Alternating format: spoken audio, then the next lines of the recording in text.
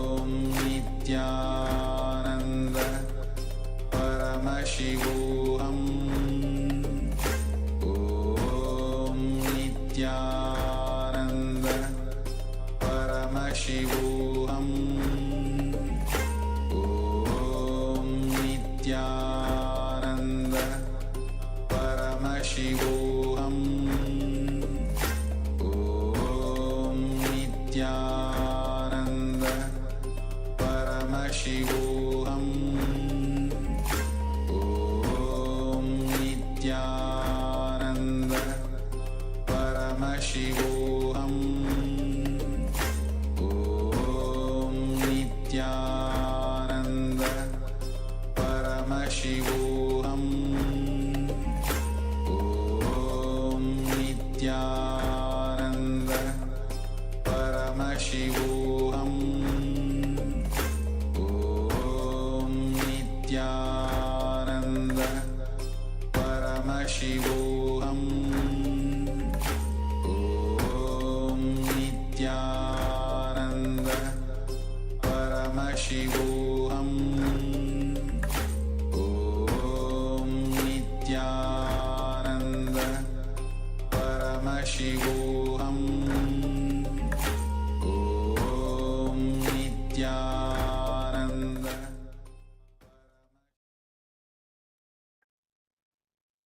Yes, you can relax now.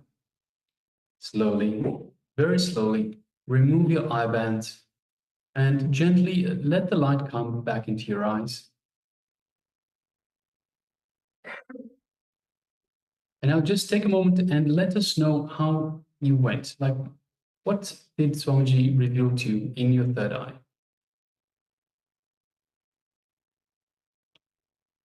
Requesting all participants and participants on YouTube as well. You can let us know as well in the YouTube chat. And those of you in the Zoom room, you can let us know in the Zoom chat what was revealed to you through your third eye. What was the image that we displayed for you just now? So this was the second round of the power manifestation.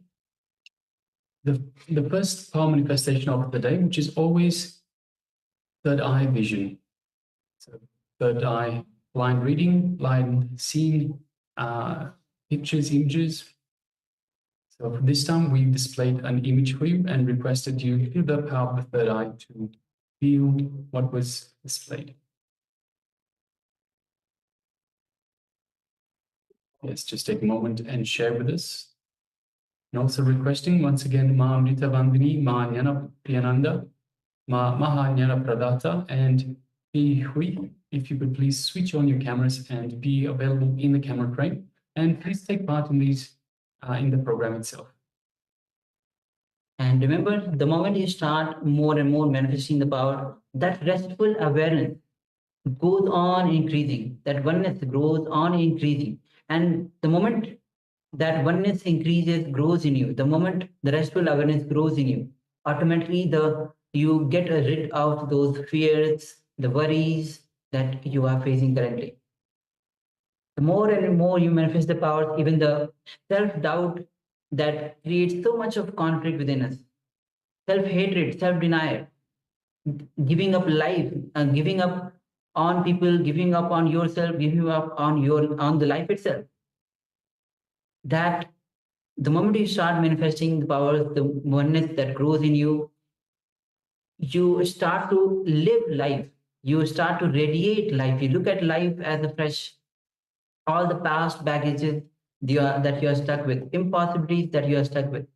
You start to see the new possibilities in your life. You start to see that yes, life is possibility, and irrespective of the age that you are in, irrespective of the place that you are in, or any consideration, you start to have the new possibility in your life. So go on manifesting the power. And also let us know what was revealed to you through your third eye in this round of power manifestation.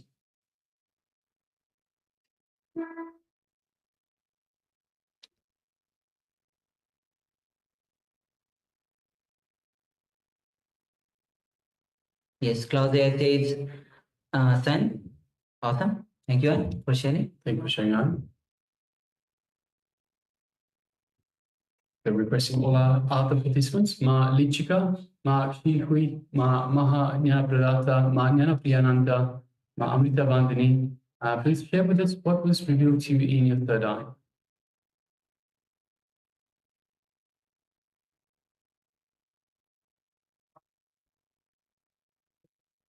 All right. So let us now move to the verification stage. So we'll shortly display the image. Yes, the image that we displayed earlier for the power manifestation for the second round. Also, Ma Lichka says brown. Yes, thank you very much for sharing, Ma. So as you can see, we have a couple of, actually, we have 3, 4, 5 llamas. So llamas are beautiful creatures that live in South America, in the regions of the Andes Mountains in South America. Very furry creatures. And also very fleet-footed. They go up all the way to the top of the mountains, jumping around. And yes, this is their natural habitat. So we have different shades. We have the, well, we can see the cloud cover, heavy cloud cover, but we can see some rocks. We can see part of a mountain behind. In the background, we have some green grass in here, and perhaps some shrubs and even small trees in the background to the left-hand side. We have obviously the white and gray with black and brown of the fur of the llamas itself. So yes. So now let us have a look at the sharing. So Klaus Ayer says sun. We don't have the sun. It is daytime, but we don't have the sun as such. It is, we can see it's very cloudy. Heavy cloud cover up in the mountains, at the top of the mountains. So thank you very much for sharing, Ayer.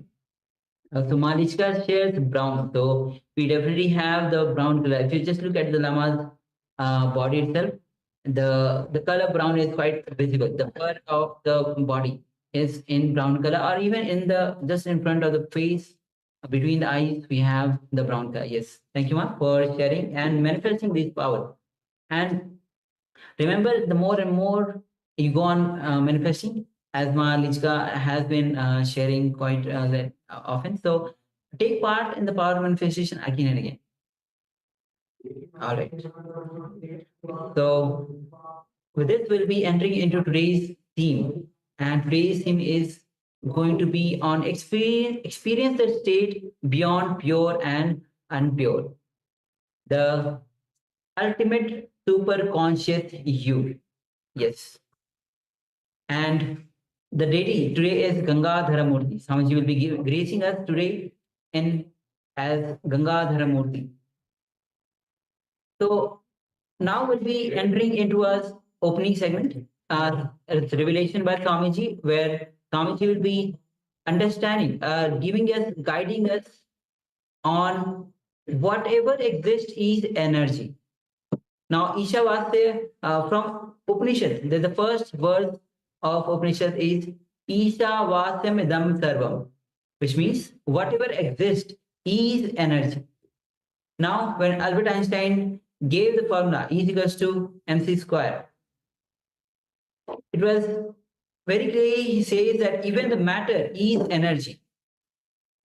Matter at the gross level, when you see, is we can see as a matter. When it goes more and more subtle, it becomes totally energy. But every level, it is energy. So in this revelation by Swamiji, we'll be entering into this revelation where whatever exists is energy. So please come to the space of listening and let's enter into this revelation by Swamiji. Welcome to a journey of discovery where ancient wisdom meets modern science. Today, we explore the profound impact of energy and consciousness on our lives. Through the insights of spiritual luminary, SPH Bhagavan Nithyananda Paramashivoham, and groundbreaking scientific research, we uncover the mysteries that shape our understanding of existence.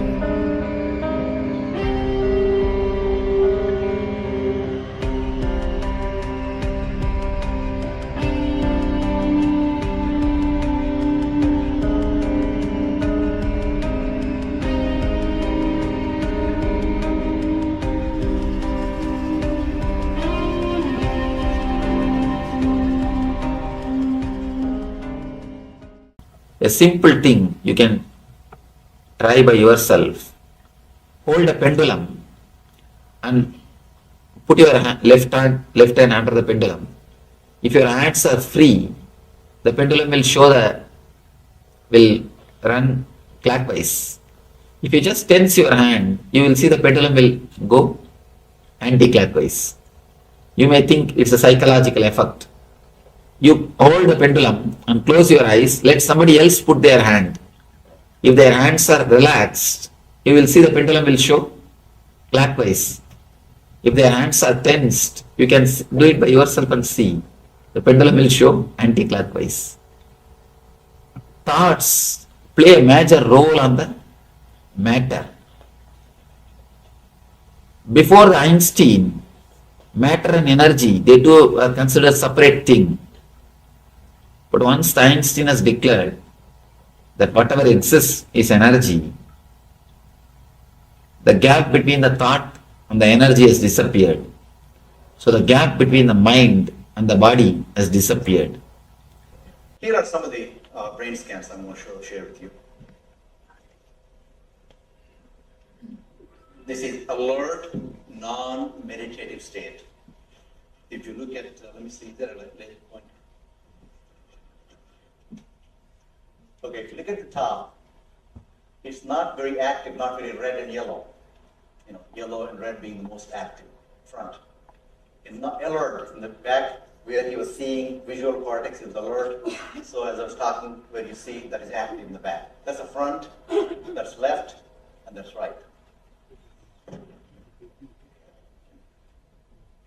Next.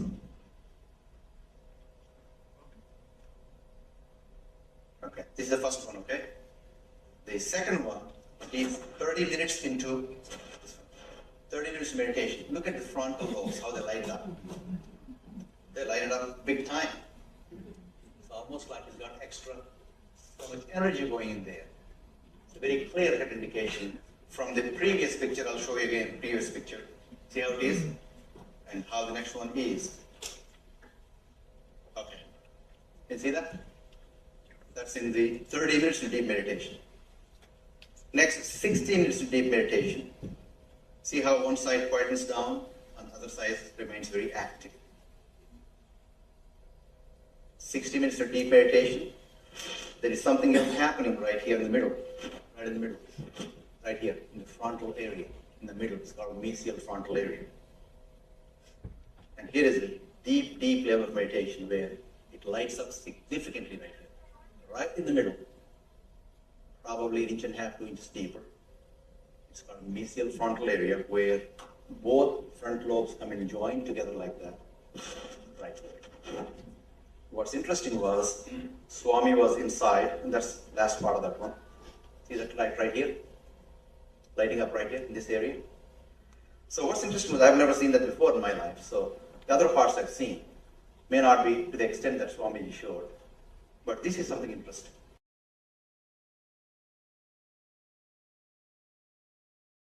SPH Bhagavan Nithyananda Paramashivoham, a beacon of spiritual enlightenment, offers teachings that transcend time and culture. Join us as we dive into his enlightening discourse, recorded in Oklahoma, USA on May 2nd, 2007. Here, he addresses the essence of living in the present moment and unlocking the vibrancy of the soul. Whatever exists is energy. But in our life, the more the time passes, the more the day passes, we only become less energetic. Here, one side, all the great mystics, they claim the more you get old, you are supposed to become more energetic. That is why in the East, we always worship the elderly people. We turn towards them for guidance, advice, and for everything. Youth is not worship. Only old, the elderly people are worshipped there. We turn towards to them. We turn and we look from them. We look to hear from them. When Rishi culture again and again says, whatever exists is energy, why are we not able to experience it? Where we are missing? There is a missing link. the missing link is you are caught with the past and the future, which is not existence, which is not reality, which is only imaginary level. Whether it is your past or the future, it's only imaginary level. What you perceive as the past or the future is not the reality. You are not perceiving the reality. Whatever you remember about as your past, whatever you remember as your past is only your remembrance. Please be very clear, it is not your past. It was not your past. We always remember, my childhood days are golden days. My college days are heaven. When I was in India, it was such a wonderful thing. But be honest, when you really lived that time, when you lived, was it great? No. When you lived, it was not. Now your mind again and again projects, reminds you it was great. Whatever you remember about your past is only your remembrance, your perception, not the reality. And the same way, whatever you remember about the future, all your worries, all your insecurity problem, all your fears, everything is only going to be your perception. It's not going to be a real future. I've seen people continuously worrying. See, in the beginning, if you have some reason to worry, you worry. After some time, you worry you master the art of worrying. You don't need some reason. You don't need some special reason. You can just create some reason. And after that some time, even if you don't find any reason, you simply start worrying. You are just habituated for that. You are just living with worries. Nothing else. It is just a mental habit. Actually, I did a small research with a group of people. I collected some 50 people, told them to write whatever worries they have about their next 6 months. About the next 6 months, whatever fears, insecurity problem, worries you have, please pen it down. Actually, even according to psychologists, you can't visualize more than 6 months of your life. You may try to make a calendar for 1 year. You may try to visualize about after 4 or 5 years and all. They say the data which you have, with that you can process only next 6 months of your life. And now they say it is coming down because the changes are happening so much of changes in all the level, socially, politically, economically, in all the levels, so much of changes are happening. They say that is even coming down. 6 months is the time maximum you can visualize about the future. So I told them, whatever fears and insecurities you have, please pen it down. They penned it. And then, after 6 months, again we all met. And I collected those papers when they penned it down. After 6 months, all of us again met. I distributed the paper and asked them to tick how many of your worries have become reality. How many of your worries have become reality? You will be shocked to see the result. Hardly 3%. Actually only 3%. If there are 100 worries written by each person, only 3% is the maximum. I am telling about the maximum. Only 3%. Then can you imagine how much of mental energy is getting wasted? How much of your visualization capacity is getting wasted? How much of your power to create is getting wasted? The more you worry, the less you create. The more you are stressed, the less you are expressing. All your concept about future is only your concept. It is not going to be your future. Please be very clear. Feel relieved. You are not going to have the future which you are thinking. If at all God blesses you to have the future which you are thinking, you will be damaging yourself more than what you think. You'll be damaging yourself very badly. You can be relieved. You will not have the future of what you are visualizing. Whatever you visualize, even if you visualize your future with all possible goodness, your visualization capacity itself is not enough to visualize all the dimensions of your future.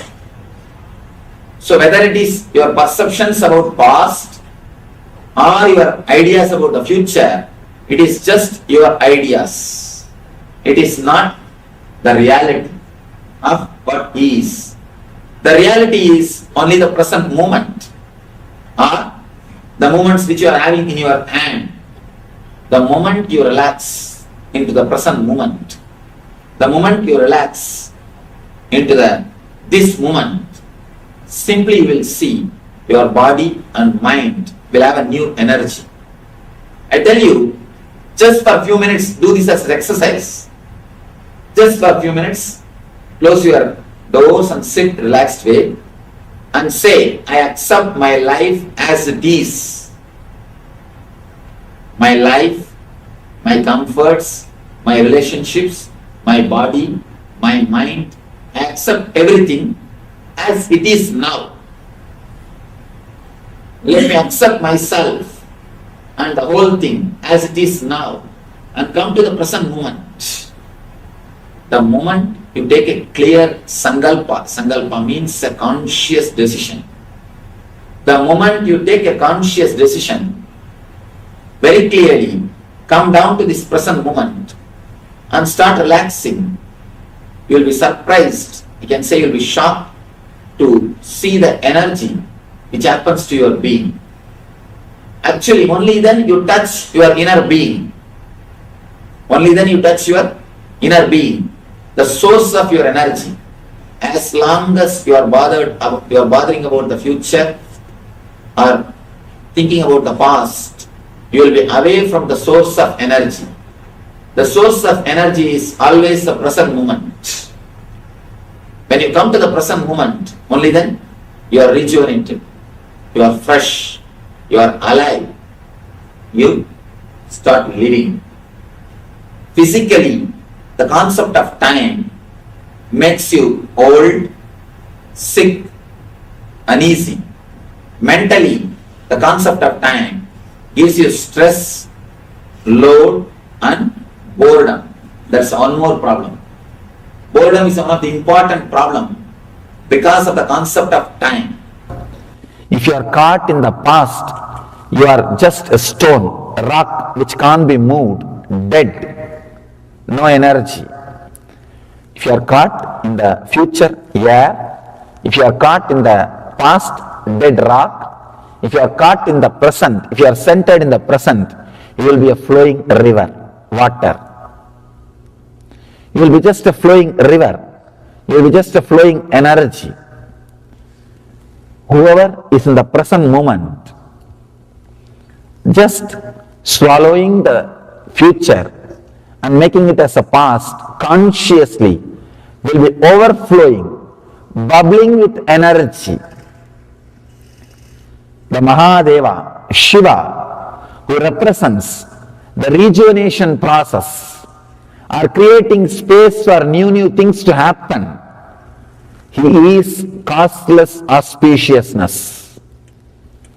If you are centered in the present moment, you will be beyond fear, your Kundalini will be awakened, you will be radiating the causeless auspiciousness. The person who achieved that state, who is centered in the present, only he is worshipped. That is why in Vedic temples, behind every deity that arch will be there. Means he is in the present. You also be in the present. You also be like him. That is what is told. Symbolically, that is what is told to you. Be like him. Be in the causeless auspiciousness. Be a rejuvenator. In your mind you can see. You can decide whether you want to be a creator, means stuck in the past, Brahma. Whether you want to be in the past, Means constantly brooding about the past, thinking that in that way things could have happened, this way it should have happened, I think I should have decided that, I think I should have done that, I think I should have done this. After a few years of marriage, always you think, I think. So getting married is like going to a restaurant and ordering what you want. After a few minutes, when you see what your friends are having, thinking that you should have ordered what they are having. It's the same thing. Always you feel, when you see what others are having, you feel, I should have ordered that. Constantly brooding about the past, or constantly thinking about the future. Both are not going to make you rich or energetic. If you just stay in the present, so much of energy, you can see very clearly how you are just swallowing the future and making it as a past. You are just there. Through you, the past moves and the future moves and becomes past. And you are there like a hollow bamboo, untouched by time. When you are in the present moment, letting future pass through you and becoming past, untouched by time, you are Kala-Gala, Lord of death, beyond death. You can't die. You conquer death. Conquering death, a simple technique. Just be in the present, allow the time to flow through you. Allow the time to penetrate you. Allow the time to do its own activity through you. Do not bother. When the future comes inside you, don't be greedy, just don't catch it. Let it pass through you. Let it become past. Let it have its own course. Just be in the present. You will see you are living in eternity. What do I mean by the word eternity?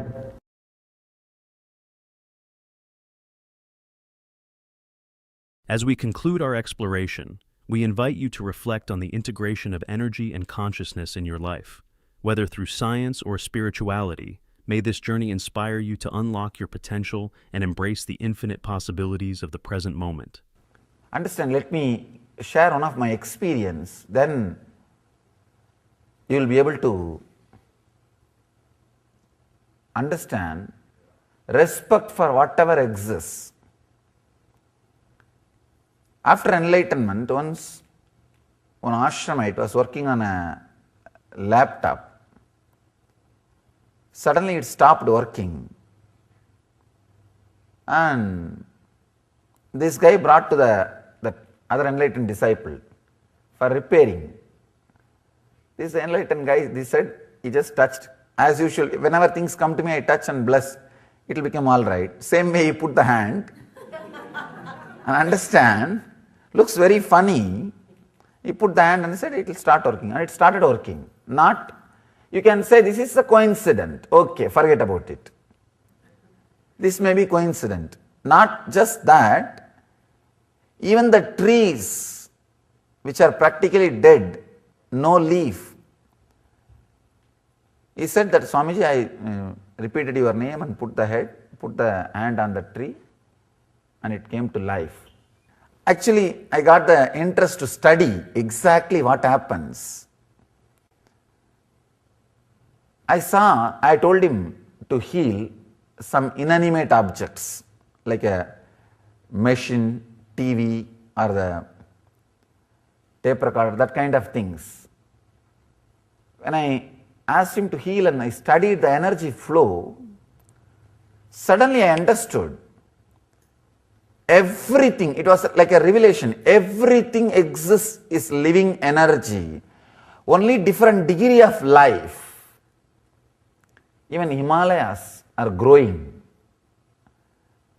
Even hills are living energy. Understand?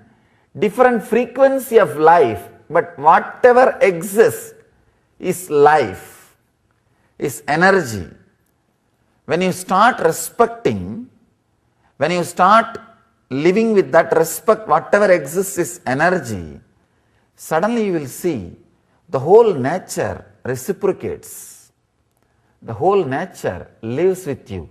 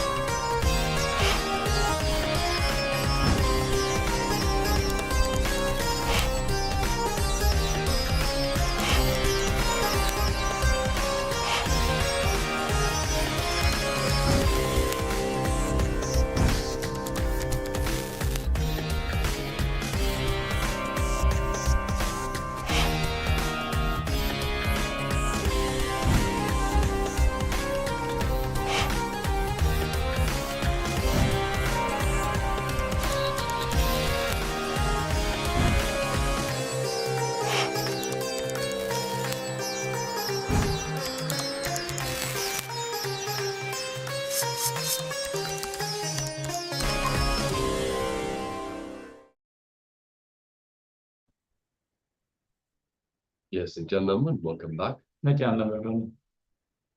So we welcome everyone that is here with us today. So we have a number of people here. We have Ma Nyana Guru Prasadini, Nithyananda, welcome. Nithyananda. We have Ma Dong, Nithyananda Ma Dong, Nithyananda, welcome. We have Sri Nithyaling Godbhavan, Nithyananda. Nithyananda. And we also have Ma Satya and Ma Parma Satya. Nithyananda, to both of you, welcome. Nithyananda, everyone. Welcome to everyone, and good to have you all with us for 2 days. Wonderful program. It's beautifully. Swamiji has revealed about matter and energy, how everything in existence, even the stone, the rock, the mountain, has it is a flowing, living energy, and just energy exists in different states, in different frequencies. So what we experience as non-living matter, it is very much alive, just in a different frequency, which we don't experience as living in our day-to-day life. So Swamiji has shared about the energy and matter, how the consciousness interacts with all that. And we are actually going to dive deeper into this topic today. Yes, next we are moving into another revelation by the Supreme Pontiff of Hinduism on subconscious and superconsciousness. So we'll dive into what is the subconscious and also how superconsciousness relates to everything. So let us get ready. Requesting everyone to come to the space of listening. Bring your full awareness. Sit comfortably with the head, neck, and spine in a straight line. And let us hear from the Supreme Pontiff of Hinduism on this very matter, subconscious and superconsciousness. This is the subject. Actually, all the mystics, all the masters, all the saints, all the sages who walked on this planet Earth spoke about. Whatever they spoke about is nothing but this one single subject. Whatever words they might have used, whatever name you may give for that words, you may call that as Sermon on the Mount, or you may call that as a Bhagavad Gita, or you may call that as a Quran, or you may call that as a Saint Avesta, or Guru Granth Sahib, whatever name you may call, all words from all the masters talk only on this one subject, from subconsciousness to superconsciousness. Not only religious masters, anybody who shared their wisdom, anybody who is intelligent, anybody who speaks some word about spirituality, live about spirituality, anybody who gives a little bit of intelligence to anybody, they touch only this one subject, subconsciousness to superconsciousness. Life solutions are problems to whatever the solutions to the problems which you are facing in the life. Anything related to intelligence is directly connected to this topic, from subconsciousness to superconsciousness. Whenever your activities, your thoughts, your mental setup are subconscious, you directly go towards suffering. You travel towards mithya, means which is ephemeral. The moment your words or your deeds are with consciousness, you simply travel towards superconsciousness, Nithya, the eternal or eternity. All our growth, if at all you consider that somebody is growing, it can be only in this direction, from subconsciousness to superconsciousness. If you are moving from subconsciousness to superconsciousness, only then you are growing.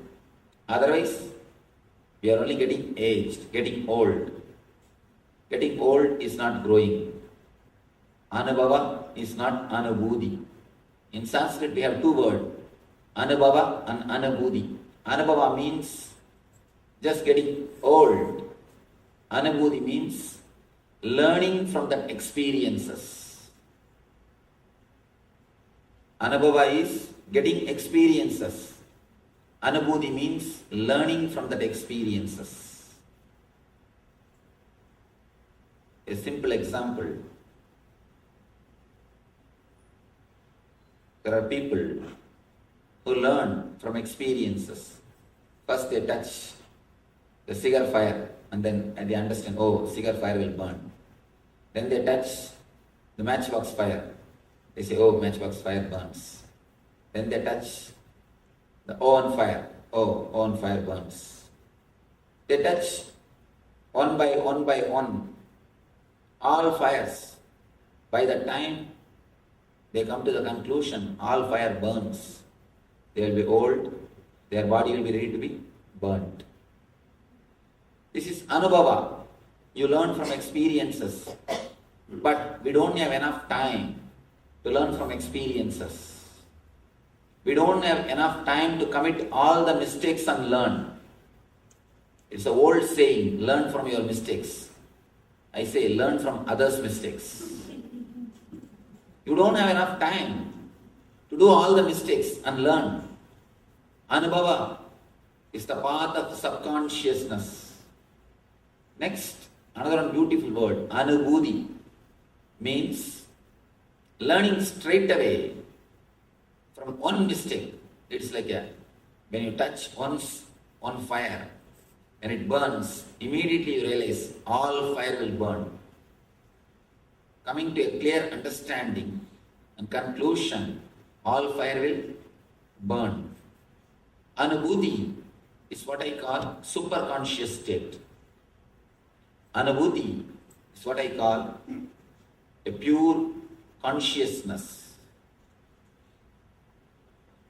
Almost all the religions, all the rituals, all the techniques, all meditations are created only to drive man from subconsciousness to superconsciousness.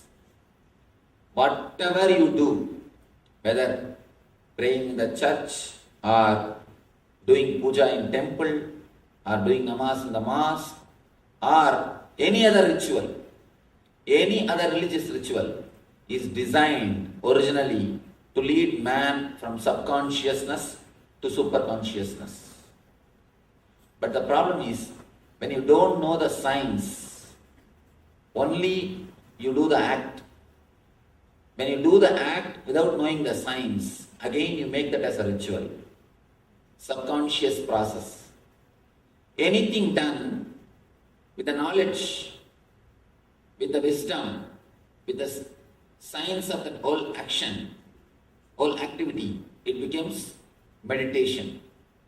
When the science is lost, only the activity remains, it becomes ritual. It becomes ritual. When the juice of wisdom is not there in the activity, it becomes just a ritual.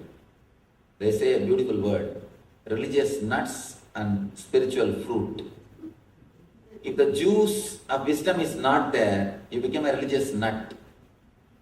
When the juice of wisdom is added, a religious nut becomes a spiritual fruit.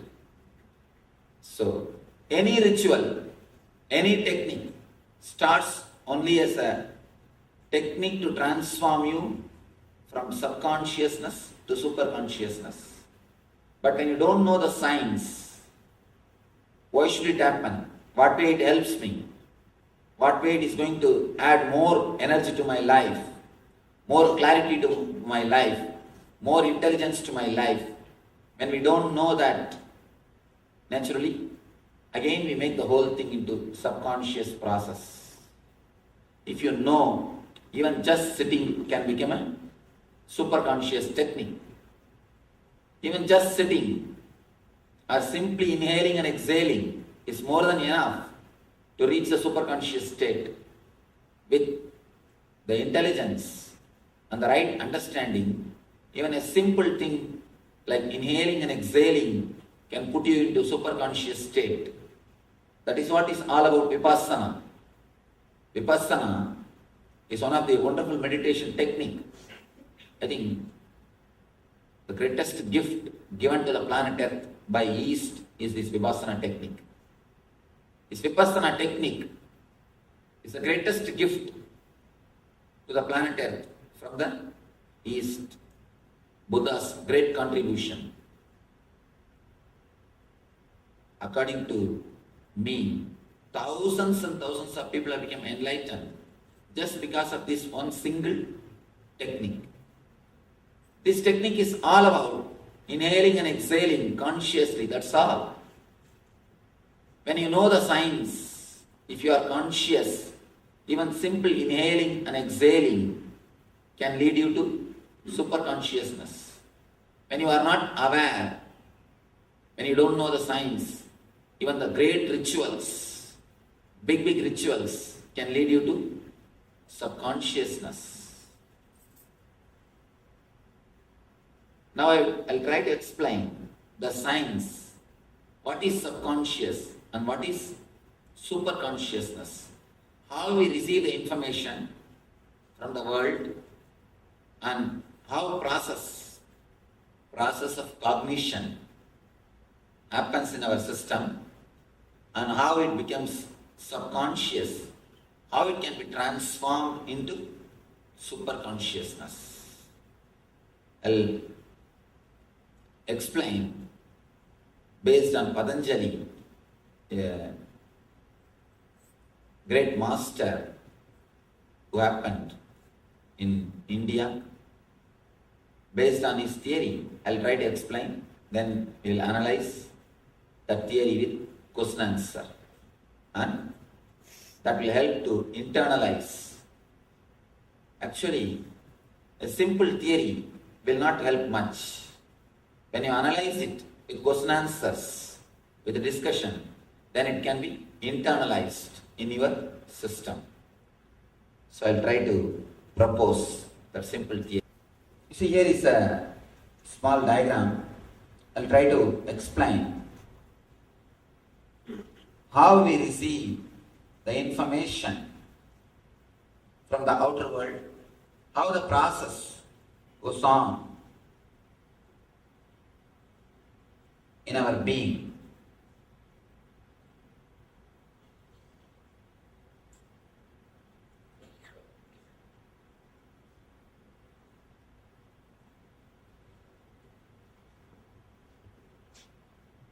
I have used Sanskrit words.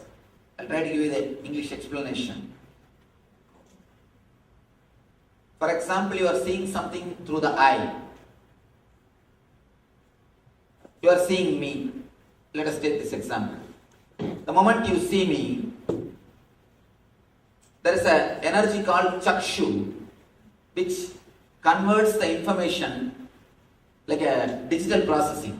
If you want to process any information in the computer, you have to digitize it. It has to be converted.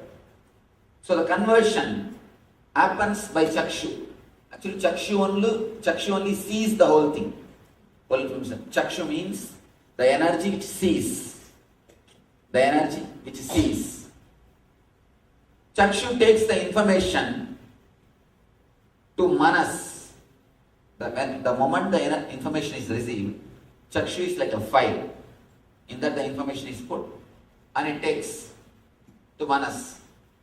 Immediately manas is the place, we can say, the first step of our being.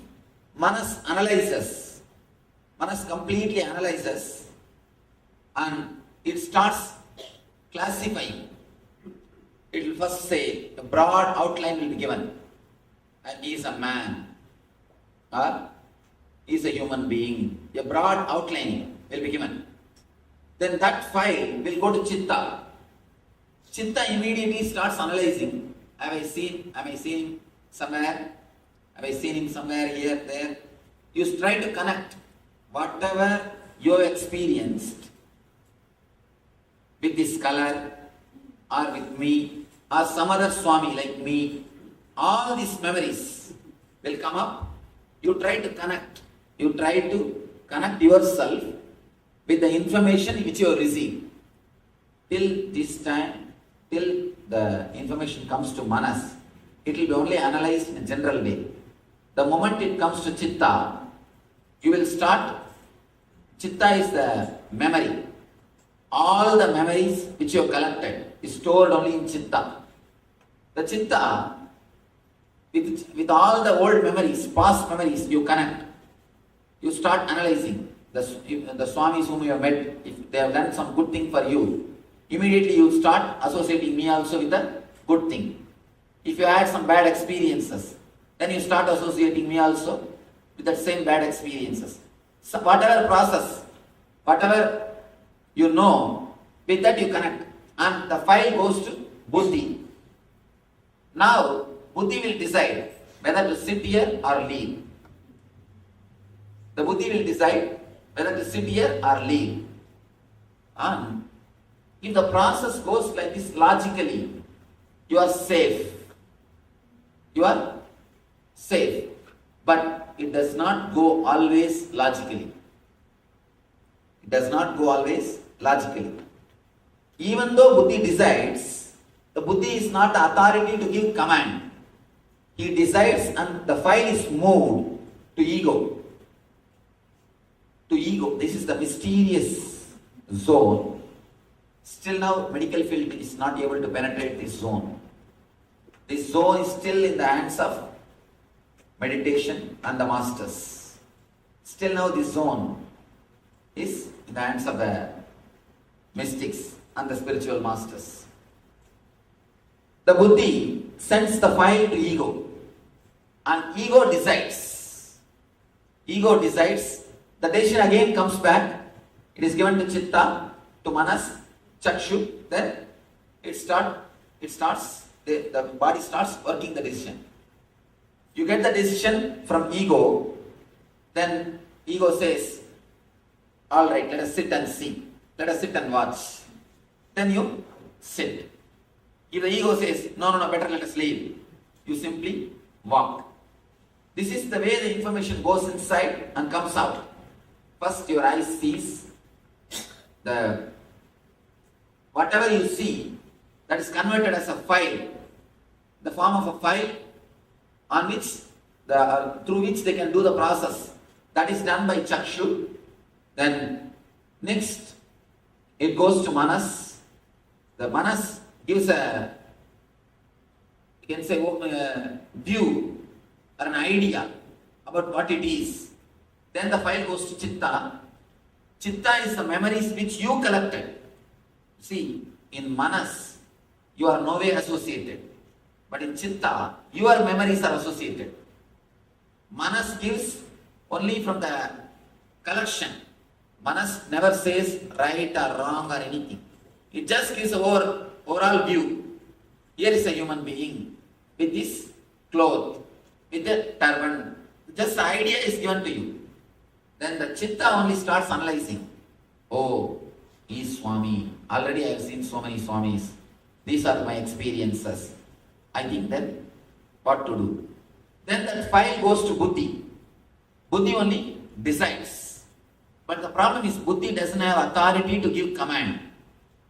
So the command can be given only by ego. For one Shana, the whole file takes a quantum leap. From the ego, command comes. Your body executes that command. If whole thing happens logically, see, I said now a small example of seeing me. Seeing me, you see, and then the information is digitized and is brought to Manas. Manas gives a broad view about he is a human being standing here. All these ideas are given.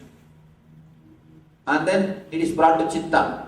Chitta says, oh, I have seen so many Swamis, better. Now let us go back and do our work. Then immediately your Buddhi decides. The file goes to the Buddhi. Buddhi says, I have seen so many Swamis, let us go.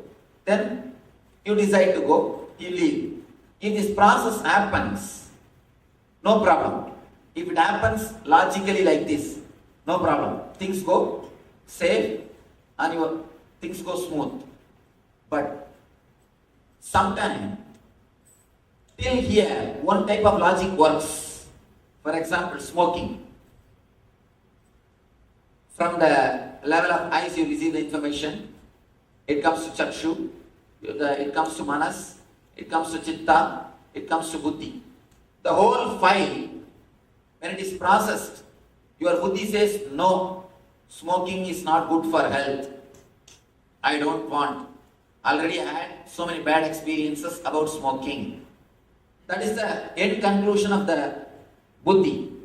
But suddenly something happens when the file moves like this.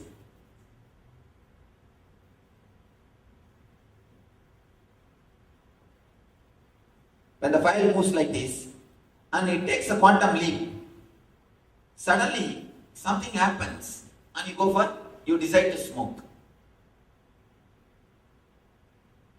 Please understand, if things go logically, if your Buddhi's decisions are executed immediately, as it is, you are not in any difficulty. Things are really beautiful, you are safe. But many times, your Buddhi's decisions are not executed as it is. The process, your Buddhi decides, no, I will not smoke, I should not smoke. Suddenly, you see the urge and you go for smoking. When the file goes to ego and comes back, the relation is changed. You send the file to the top authority with proper note. Finally, the decision comes opposite. You can't do anything. This processing area, actually, this whole thing I call it as TP, processing time. This is TQ, the quantum leap time. This is the time. The whole file takes a quantum leap. In this moment only, all your decisions are changing without your knowledge, without your control. Till this moment, the file goes logically. You analyze very clearly. First you see me, then it is digitized, then it is taken to Manas. Actually, if the Chakshu is not there, you will not even see me. Many times you can see, you will be sitting and listening to music deeply. If somebody walks in front of you, you will not know. Or you will be watching movie. If somebody calls you, you will not know. Means that Chakshu or the energy behind the sense is not associated with that sense. Only with the Chakshu, the information is taken in. The whole file is digitized. When the file is digitized, it goes to Manas. Manas gives an overall view. Manas, only work of Manas is excluding all other things. The Manas will say, he is not animal, he is not plant, he is not, but all is not. That all will be eliminated. All the excluding will be done. And the file will be brought to Chitta. Then Chitta will start analyzing. Oh, he is Swami. I have seen so many Swamis. Or I have seen him earlier in Los Angeles. What is my experience with him? It's good. Okay. Then the idea, yes, it is good. I had a wonderful experience with him. That file will go to Buddhi. Then Buddhi will decide, oh, I had a wonderful experience with him last time. So naturally I will have a wonderful experience this time also. That file will be sent to ego. But ego only can decide, alright, sit and listen. Or get out and go. That decision will be done only by ego. The problem is, If the ego decides according to buddhi, you are a Buddha. If ego decides against the buddhi, you are a Buddhu. That's all. Whole process, when the quantum leap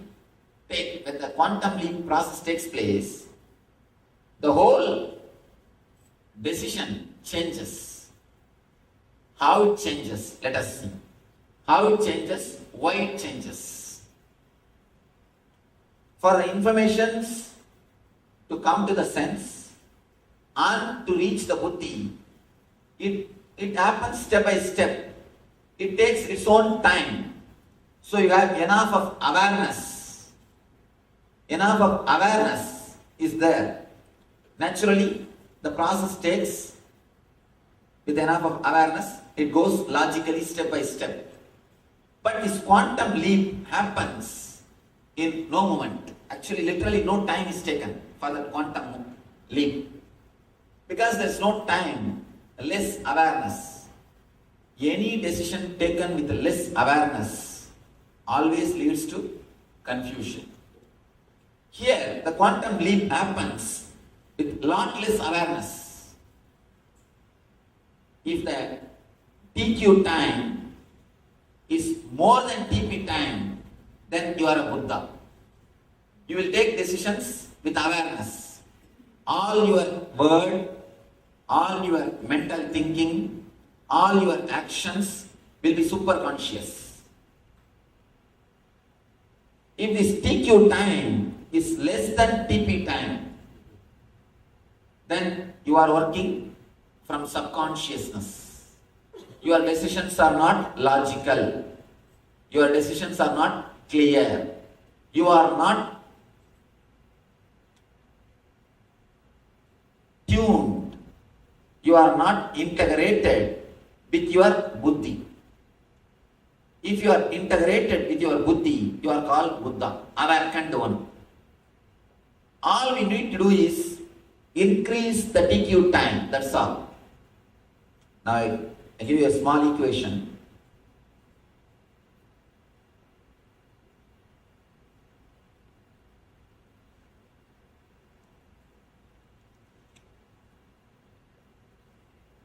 If TQ is less and TP is more, you are in subconsciousness. If TP is equal to TQ, you are in consciousness.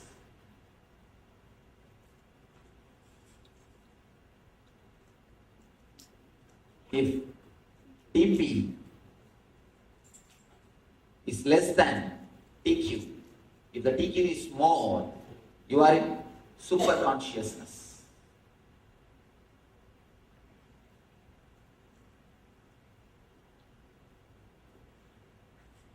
Actually, when the TQ is less, it gives you a sort of a thrill and kick. Quickly deciding. Deciding quickly gives you a sort of a thrill. You feel you are very courageous. A small story. One Nithyananda, means a courageous guy, and his friends, they all decided to go for a bullfight. Before going, they all went to a bar and started drinking. One friend told Nithyananda, why don't you also drink? Why are you sitting? Drink, it will give you a lot of courage to go ahead and drink. The fellow said, that is what I am afraid. That is why I am not going to drink. If I drink, I may have the courage. Actually, when your TQ is less, you feel you are courageous.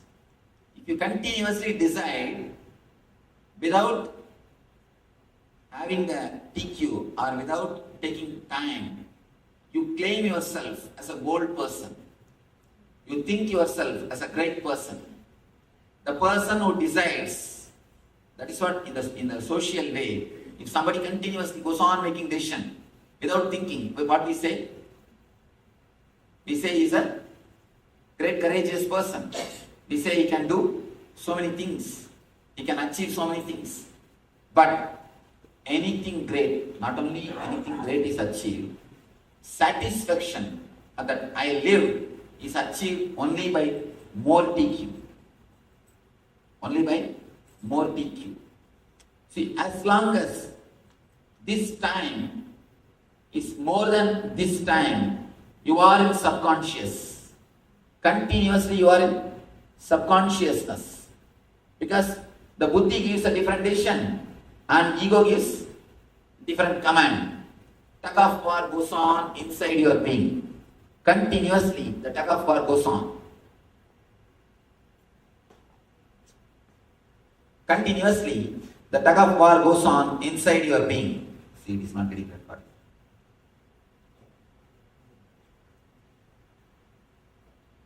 The guilt, fighting with yourself, everything happens only in this spot. Buddhi gives one decision. Buddhi writes something in the file and ego gives different command. If you understand this one thing little deeply, your whole life can be transformed. Because it's a basic key with which we receive the information, process it and pass the decisions. If you can understand this one thing, that's more than enough to transform your whole life. All we need to do is to increase the TQ time. Increase the TQ time.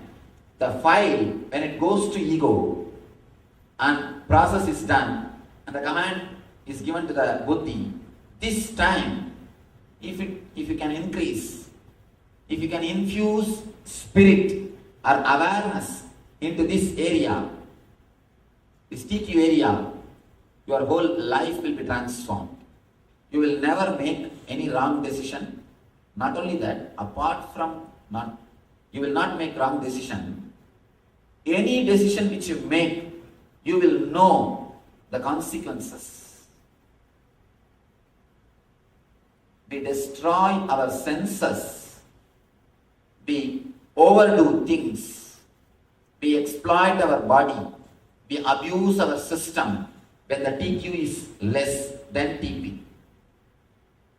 You can see in your life, till night 3 o'clock, you sit and watch the football match. Your eyes will be begging, please give me a little sleep. Your eyes will be begging. The moment advertisement comes, your eyes just closes by itself. But you don't leave your body. You just force.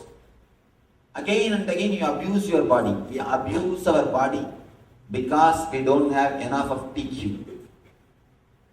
We don't have enough of awareness in the decision-making system. And anything, if you feel intellectually I am able to understand, but I am not able to practice, the problem is in the TQ. Intellectual understanding means till buddhi things are okay.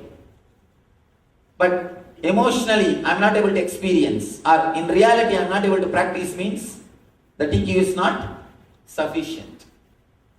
Almost all our problems is only this subconsciousness. When the TP is more than TQ, you are working subconsciously. Even your inhaling and exhaling, if it is done subconsciously, you are not completely doing it. Please be aware. When you are not aware of your inhaling and exhaling, your lungs are not completely filled. Just this moment you can experience. Just become aware of your inhaling and exhaling. You will start doing deeply. You will feel your whole lungs. This moment, just become aware of your inhaling and exhaling. It will be at least 1.5 times more. You will be inhaling. The moment you infuse awareness, even your inhaling and exhaling, the quality of inhaling and exhaling transforms. The moment you bring awareness, your thinking system is under your control. Lot of times, without even our knowledge, continuously we bring negative words inside. You can see in your life, if you just analyze, if you can just sit for 20 minutes and write down whatever comes in your mind. Of course, you can't write down because the speed is too much. Do one simple experiment. sit in front of a tape recorder and speak out whatever comes in your mind without editing. Let it be recorded for just 21 minutes and listen after that. Rewind it and listen. Then you will understand what's going on inside. Without even your awareness, without even your knowledge, continuously you are using a lot of negative terms, negative words to abuse your own self, to abuse your being. Your logic continuously attacks you. Actually, it's like you have a sword and you are continuously torturing yourself with that sword. Same way, with your own inner chattering, you will be continuously torturing yourself without even your knowledge, because the TQ is less than TP. The time which is taken for processing becomes more than the time which is taken for decision making. Decision making happens in this area. Processing happens in that area. Decision making happens in this area. It's like the boss who is supposed to decide never comes to a factory and he sits somewhere, sees the file and never even bothers about the file. Just out of his ego, he says, do this. That's the same thing happens in this area.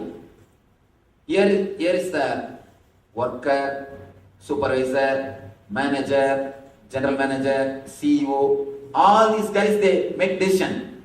And finally it goes to boss.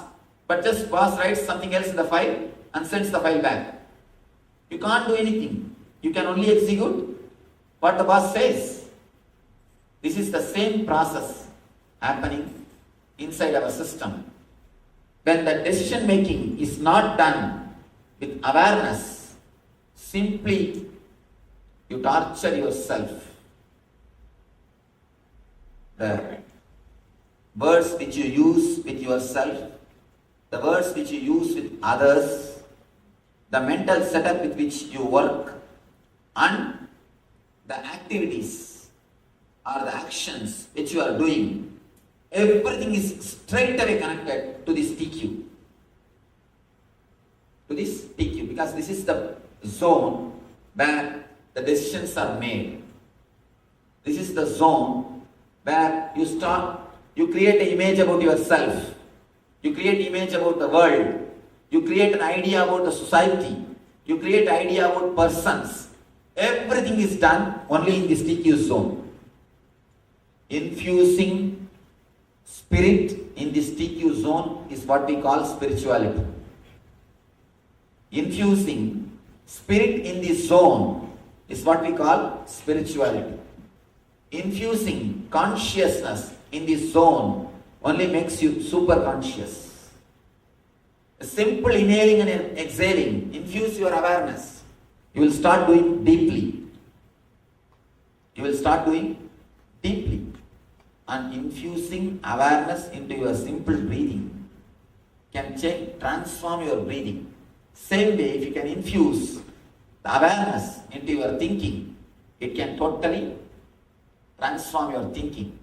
If you can infuse awareness into your activities, into your actions, simply you are transformed from subconsciousness to superconsciousness.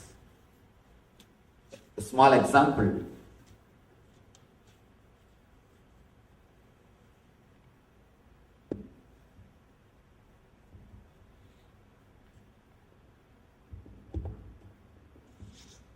One person came to me and he asked me, Swamiji, I have the habit of smoking.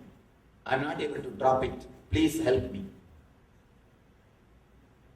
I told him, please start smoking consciously. That's all. I didn't say drop. I just told him, please start smoking consciously. I told him, before smoking, just feel the cigarette and feel the touch. When you smoke, feel every puff. Feel it. What is happening inside your system? How you are experiencing it. how your mind reacts, what you feel, the whole thing. Be aware of it. Be conscious about the whole thing. I don't know how you will be able to believe. Simply, the fourth day he came and he said, Swamiji, I am not able to smoke. What have you done to me? I said, I have not done anything to you. It is not my presence which has changed you. It is your presence which has changed you. For your transformation, my presence is not necessary. Your presence is enough. Your presence is more than enough for the transformation. My presence is not necessary. You see, if you understand this one statement, you will be liberated from gurus.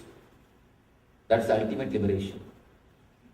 I tell you, liberation from gurus is the ultimate liberation. If you can understand this one technique, for transformation, my presence is not necessary. Your presence is enough.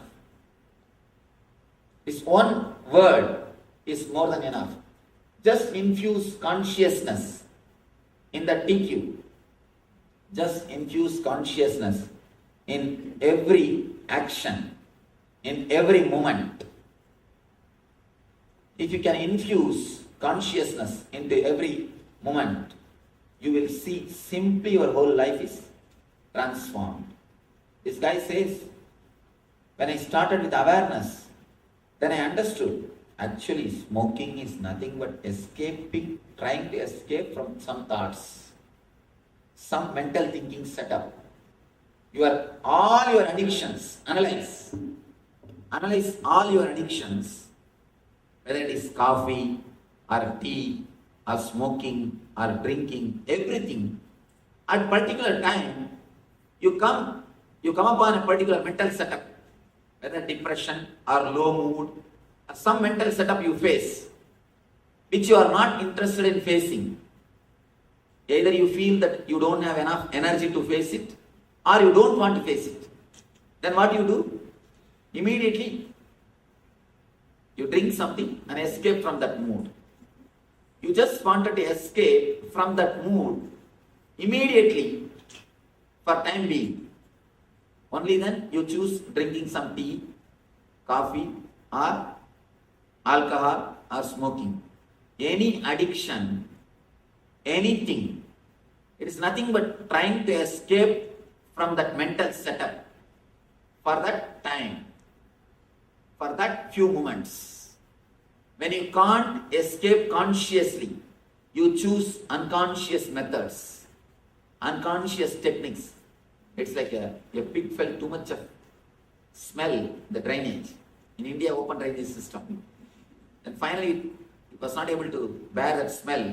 It just put his nose into that mud or slush. Same way, when you want to escape from some suffering, you just make yourself unconscious and you think you escaped. The drinking or any addiction process is just this same thing.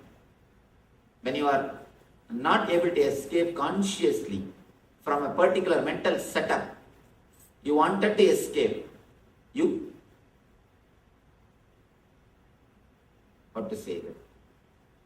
use some outside things to make you unconscious, alcohol or drinking or anything. Anything which makes you unconscious is dangerous for the TQ. For TQ, you will not be able to make right decisions. Anything which makes you unconscious will naturally lead you to more and more dullness. You will be abusing your body, your mind, and your whole system continuously. When you use methods and techniques to reduce the TQ, means putting yourself into unconsciousness, naturally you are traveling towards the path of suicide. It's like a slow suicide. Actually, in a big bar, one person from a missionary went there, from table to table he was going and sitting and talking with people and trying to convince them how bad the drinking is. Table to table, he was going. One guy, young guy, he was trying his best to avoid eye contact with that missionary. He wants to escape. But exactly the person came and sat in front of him, in front of the young guy, started advising him. Don't you feel what you are drinking is a slow poison? The young guy immediately replied, yes, I know. Because I am not in a hurry, I am taking this. I am taking this because I am not in a hurry. You can drink if you are not in a hurry to die. It is just a slow suicide process. It can make you dull and the awareness rate will be brought down. You will be traveling towards subconsciousness. Not only drinking, please understand, not only drinking, there are so many things which makes you unconscious, which makes you subconscious. If you do something which you don't want to do from your heart, but out of desire or impulse or compulsion, if you do, again you are creating subconsciousness. Again, the depth of the subconscious is getting increased. You are getting caught. You are creating a mental setup which is more and more going to give or create trouble for you, which is going to be more and more unconscious. Your whole life structure needs to be flooded with this single idea, with this single understanding. If you flood your whole life, it will be simply transformed. If you can understand this one key sutra, this one key mantra, infusing awareness into your TQ zone, infusing awareness into the area in which you are making the decisions. If you can infuse awareness into the TQ zone, your whole life will be transformed from this moment. Transformation does not need years, months, not even weeks. Not even weeks. It is just a conscious choice, a simple decision. From today, I decide to transform my life. From today, I decide to transform my life. If you are in subconscious level, the moment you choose, you will move towards the conscious level. If you are in conscious level, the moment you choose, you will move towards the superconscious level. It's the ultimate technique, not only for the spiritual progress, even to live life happily. This is the master key.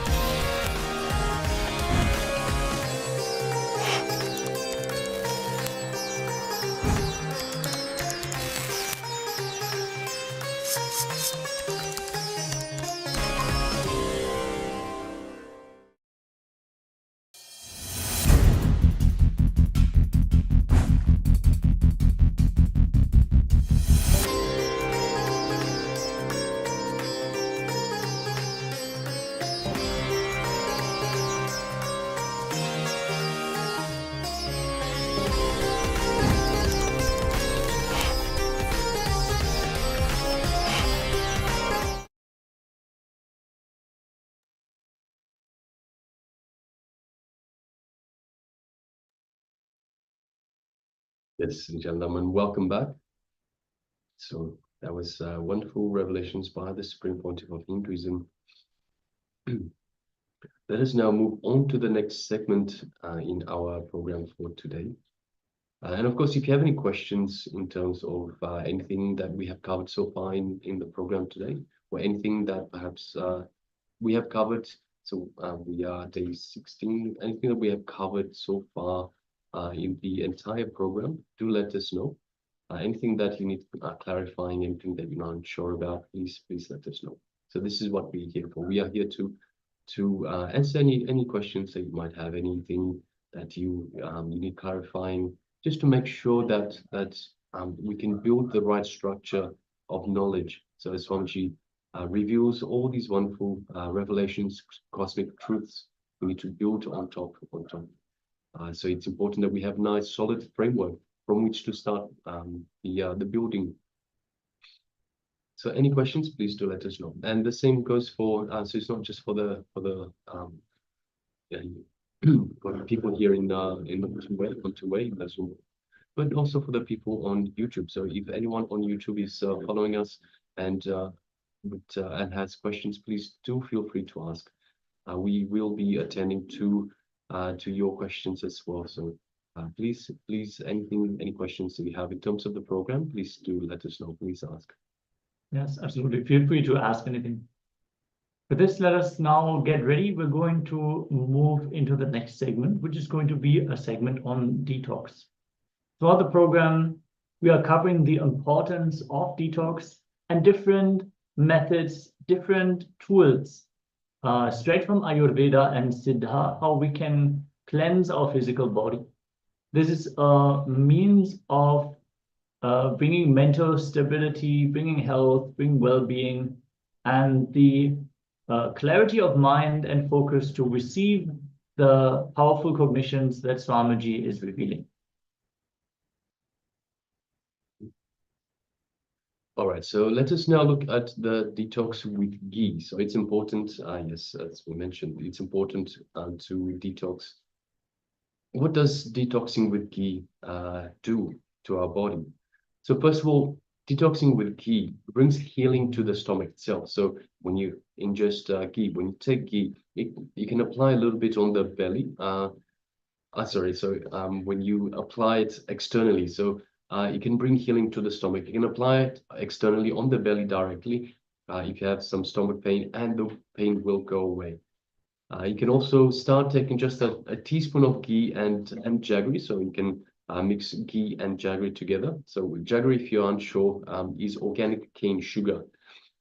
So you can mix a teaspoon of ghee and some jaggery, up to you how much jaggery. You can live without food or water. So what do we mean? You can replace, for short periods, you can replace the need for food and water. So you can replace, you can provide you with the energy that you require for short periods. So this should not replace fully. So 24/7 replace fully the food and water. But for short periods, you can have just a teaspoon of ghee and jaggery, and that will give you the energy that you require for short periods. And ghee also cools the stomach. So just by taking 1 teaspoon of ghee per day, it cools the entire stomach. So you can feel, sometimes you feel a little bit of heat inside the stomach, inside the body itself. So by taking 1 teaspoon of ghee, it cools down the entire the stomach, and it just makes you feel cool from the inside. And another benefit, so one other application, if you inhale ghee smoke. So how do we inhale ghee smoke?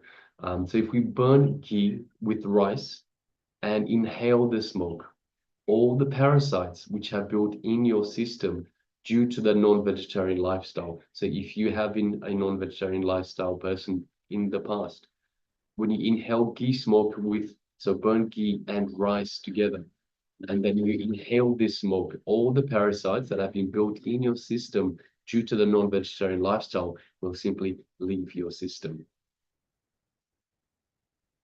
That's one of the powerful benefits from, for example, attending a Homa while the various different items are being burned, where the ghee smoke is continuously inhaled.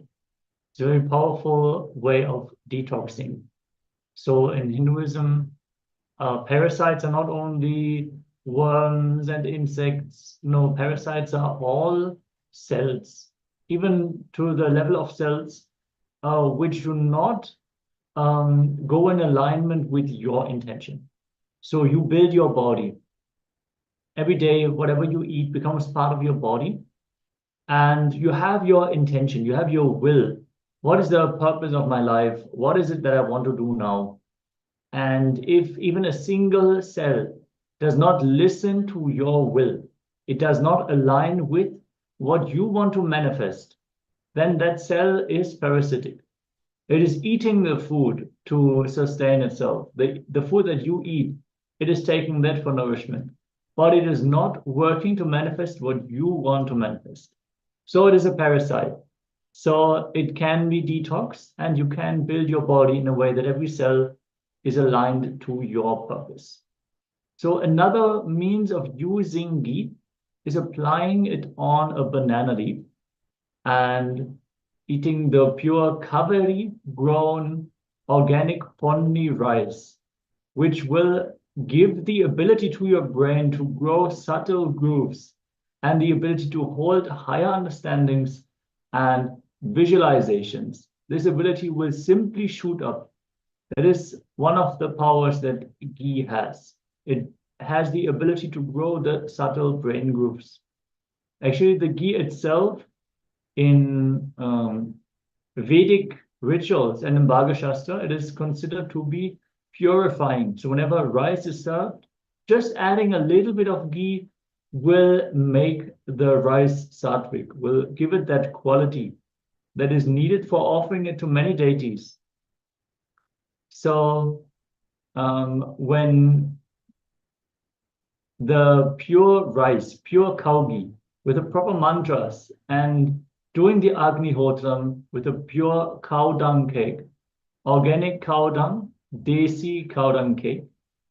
With that, if you do the Agnihotram, that smoke, that air can keep you hunger-free, fully charged, all your internal organs active for at least 8 hours.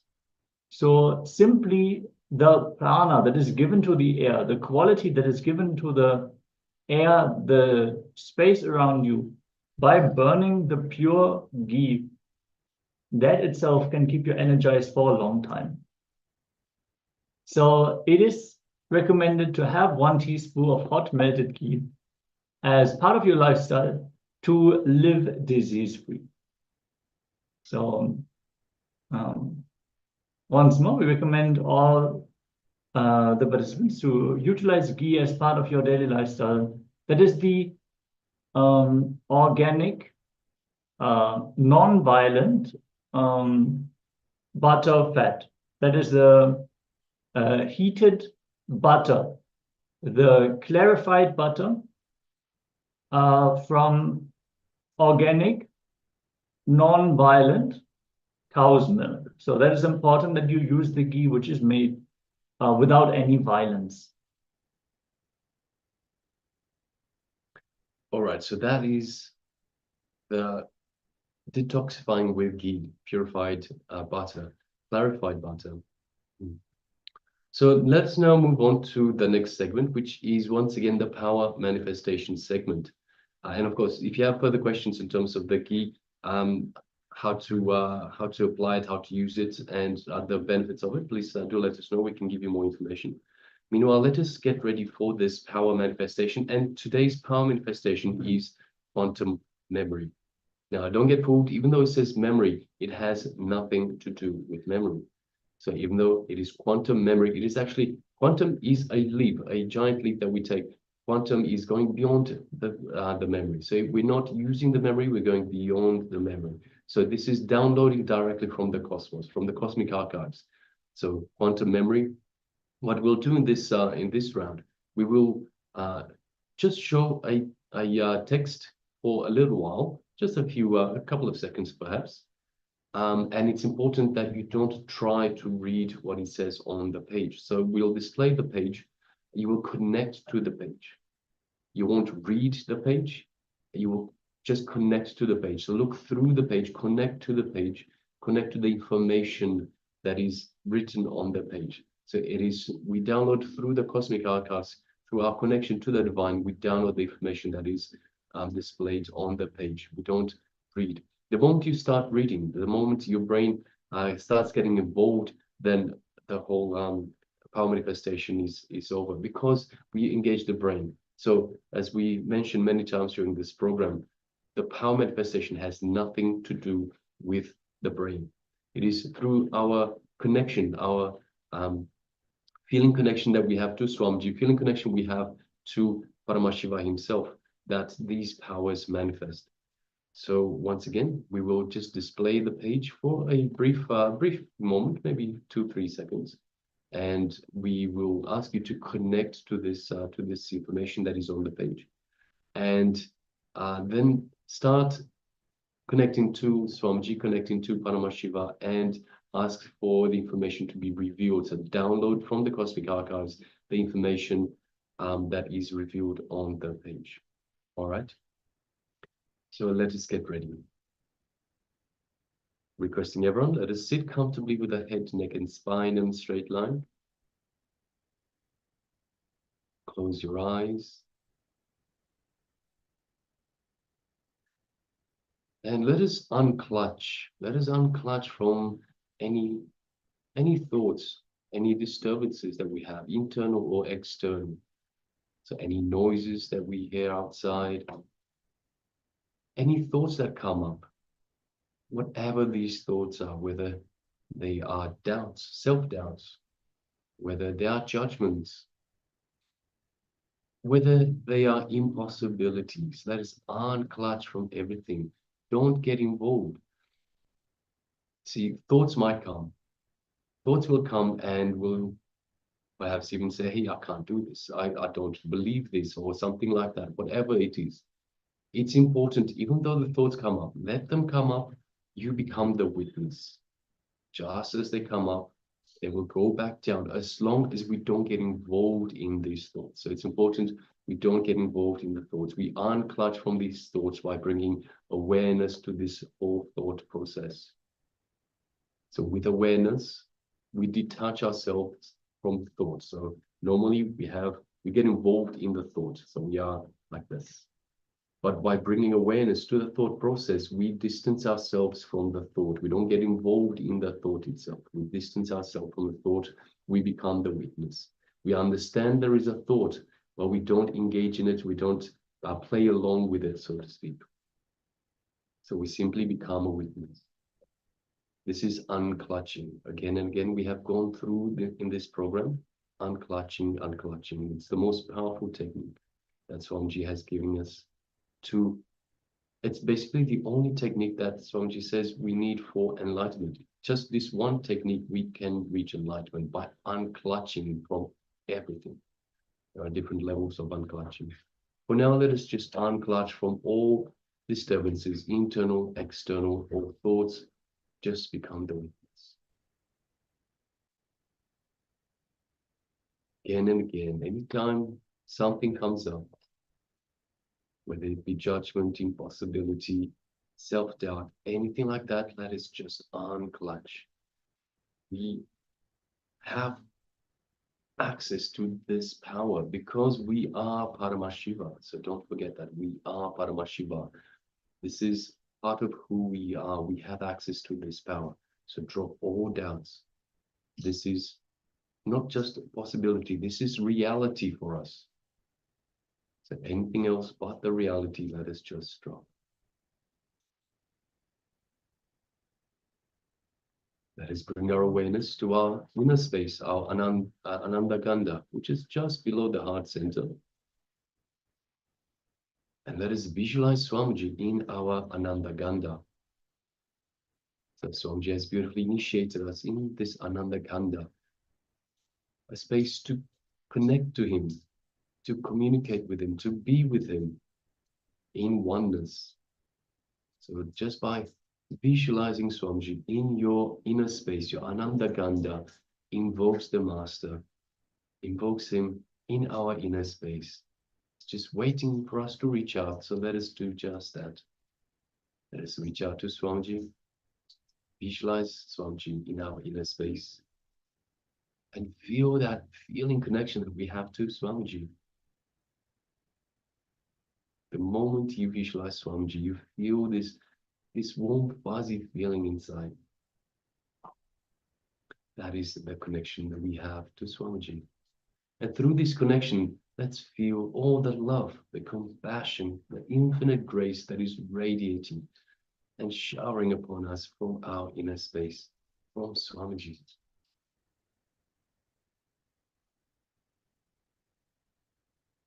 Just take a moment and enjoy all of that radiating from your inner space.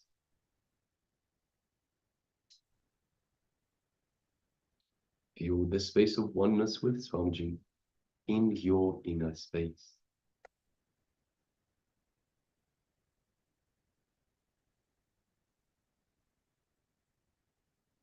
Now let us bring our awareness to the third eye, just between the eyebrows. Let us gaze lightly through the third eye into Swamiji's third eye. As we do so, we feel light buzzing energy that is building up in our third eye. We feel an energetic connection from our third eye to Swamiji's third eye, as Swamiji is initiating and energizing our third eye. Just feel that in your third eye.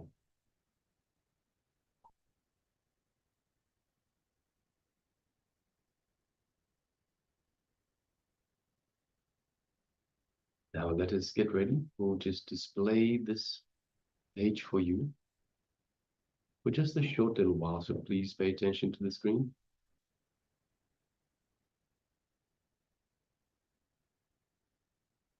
So again, don't read, just connect to the page.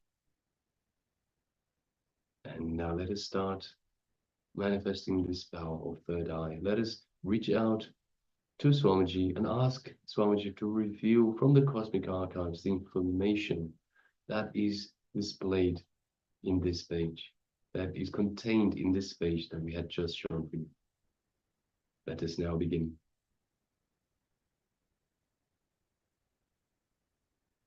Let us start chanting the Mahavakya to connect to Swamiji and let him reveal the information.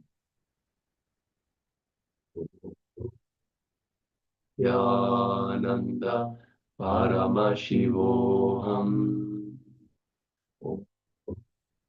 Nithyananda Paramashivoham Nithyananda Paramashivoham. Keep chanting the Mahavakya and let this round of the power manifestation begin. Om Nithyananda Paramashivoham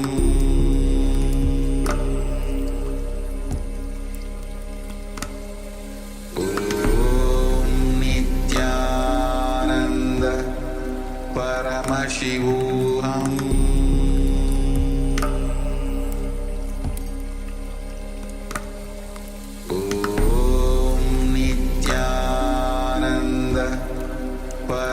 Paramashivoham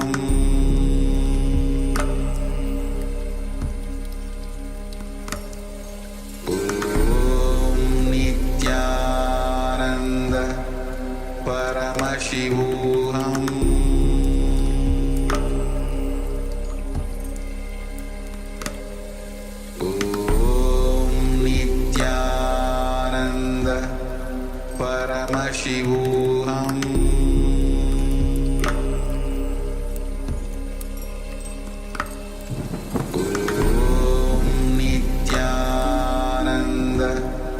Paramashivoham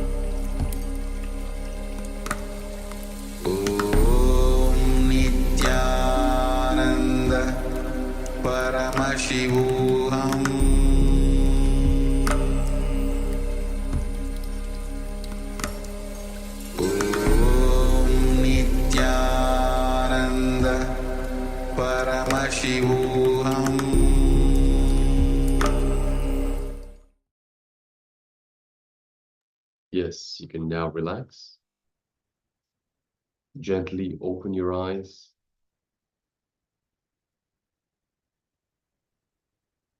And take a moment and share with us now what was revealed to you in your third eye. And while we welcome a new participant, Chi, Nithyananda, welcome. Nithyananda. Yes, Nithyananda, welcome. Good to have you with us.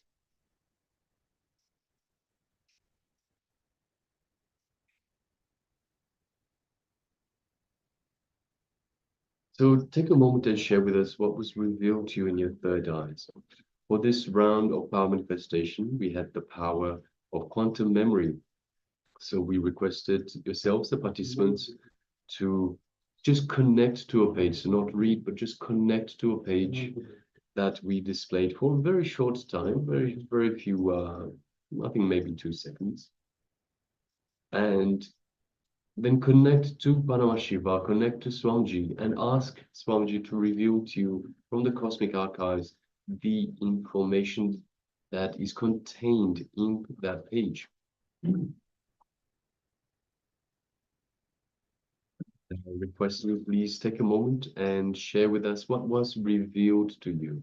So everything that was revealed to you, don't judge, don't have any self-doubts, just anything that you felt, anything that was revealed, just trust it, just go with it. So it's important that you trust. So you trust whatever is being displayed to you, whatever is being revealed to you, just trust it. The more you trust, the more the better the quality of the power manifestation becomes, because you trust it.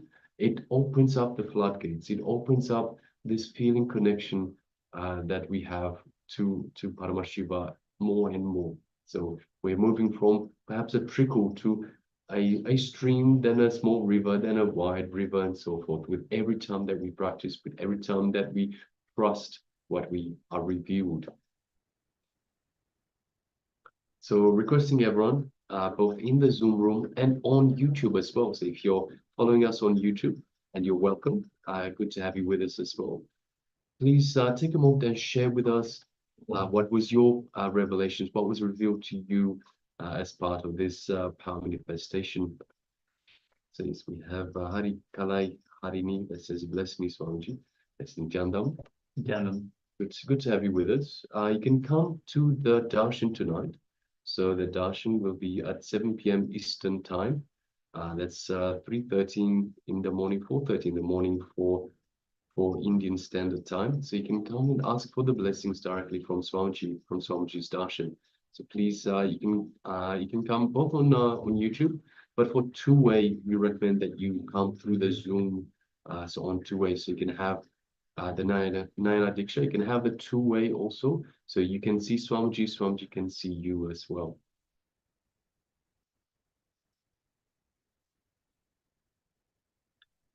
All right, so if you're still sharing, please continue. Please go ahead. Meanwhile, we will display the page and we'll start reading from the page.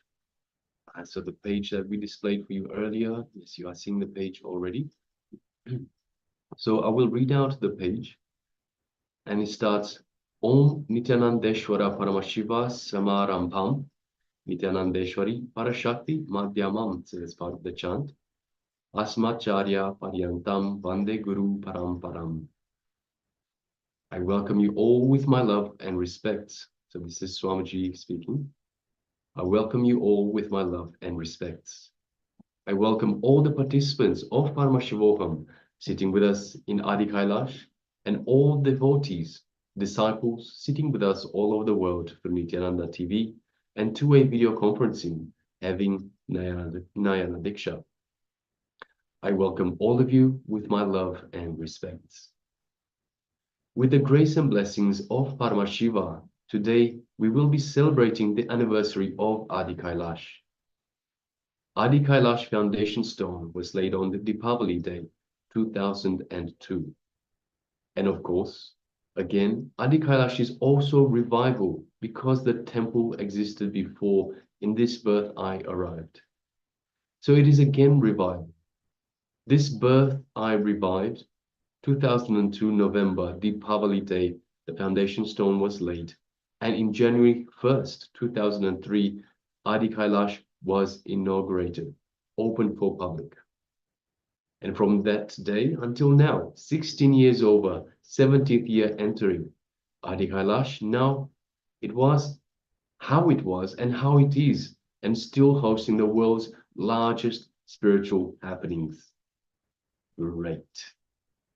And it is going to expand, expand, expand.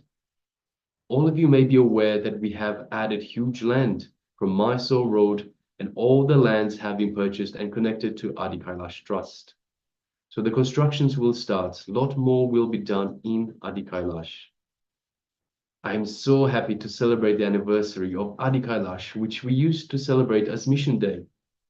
So let's offer Aarti to the Paramashiva's Nithyananda, Paramashiva's deity receiving Brahmotsavam in Rajya Sabha, and then continue the satsang. Today's subject, invitation to Kailasa. The first thing I wanted to tell everyone who are part of this great happening, revival of the enlightened civilization. Whether you attended one satsang in two-way video conferencing, sitting in one corner of your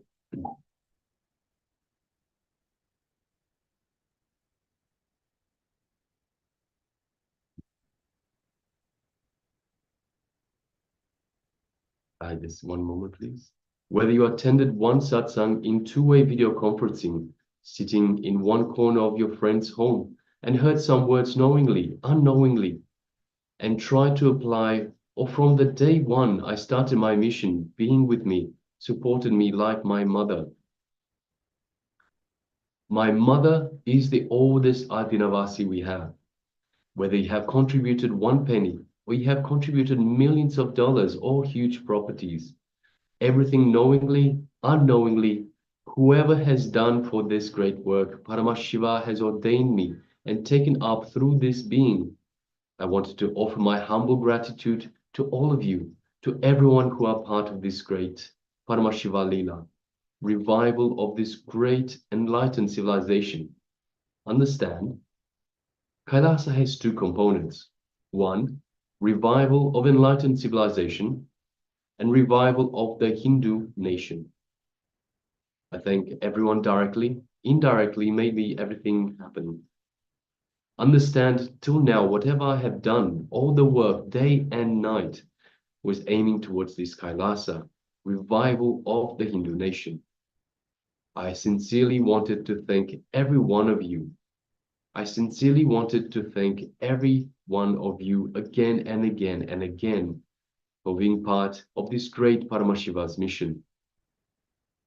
Understand, this mission was ordained by him directly, manifested by him directly. That is why, how much ever anti-spiritual elements, anti-spiritual forces tried, they could not collapse. They could not destroy. Paramashiva is, Paramashiva was, is, will be doing what he has to do to revive enlightened civilization and revives this Hindu nation, Kailasa, through this being, through this body, through this being. Everyone, whether you have volunteered for just 1 hour or have been Adinavasi for years, days, months, in the initial days or recent days, I wanted to thank all of you on this auspicious occasion when Kailasa has happened. Understand? What for Paramashiva manifested as this being is really happening. I can say that. Today morning, some of my sannyasis is telling, Swamiji, your face is shining too much, more than usual. Something extraordinary? Guys, don't know. It's a joy of success. When, whatever is said and done, my mother knows she's going to deliver the baby, but when she delivers the baby, the kind of joy she experiences cannot be described. All right, so that was the information that was on the page that we displayed for you just now. Yes, thank you, Ma, Guru Prasadini. Thank you, Ma. So it is about Adi Kailash, it is about Kailasa. We were talking, Swamiji was talking about the foundation stone, about founding Adi Kailasha, talking also about founding Kailasa as well, and all the joys that it brings, seeing despite all the anti-Hindu elements, however much they tried, they cannot stop what is the will of Paramashiva. So everything is happening as per the will of Paramashiva. Everything is happening, is made to happen through the one body, through the body of the Supreme Pontiff of Hinduism, through Swamiji himself. So yes, that is the gist of the information that was revealed in this page. It's a beautiful passage. So if you had any of that information, anything at all, or anything even remotely related, then you can congratulate yourself for this, or anything to do with Adi Kailash, with Kailasa, with Swamiji's mother even, anything at all in relation to this, then you have manifested successfully. So congratulations, well done. Yes, and what a beautiful example, what a beautiful testament on this Gangadhara Murthy Day, the will persistence, as well as the blessings of Paramashiva himself, how through all the difficulties, the persistence is manifesting the reality. So if you received anything you can relate with these revelations, still go ahead and share as we are getting ready for the next segment. And just before we move on to the next segment, we also welcome KAILASA Toronto. Nithyananda, welcome. Nithyananda. Good to have you with us. So we have just finished the power manifestation segment. Today's power manifestation is the power of quantum memory. And we had a beautiful passage from Swamiji himself, from one of Swamiji's satsangs, in terms of Adi Kailash Foundation, in terms of KAILASA Foundation, and so much more. It was a beautiful passage. So now we are going to move on to the next segment, which is once again another revelation from the Supreme Pontiff of Hinduism. Yes, we're going to learn about the science of miracles. We always think miracles and accidents, they're just part of life, they just happen, but actually we attract them. However unlikely it may seem, we attract accidents as well as miracles, and there is a science to make it your lifestyle. So Swamiji is going to reveal the science to all of us. So let us listen in deeply and reshape our lives. Let us manifest miracles as our lifestyle. Bring in deep listening and restful awareness as Swamiji is revealing the jnana, the pure cosmic knowledge.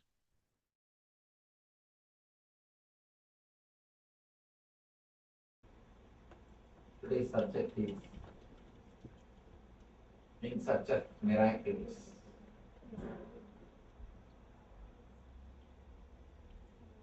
From the time immemorial,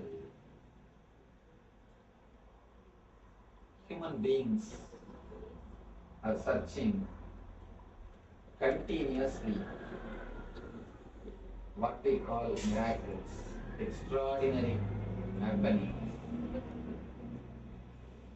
Almost all the religions, all the spiritual groups, all the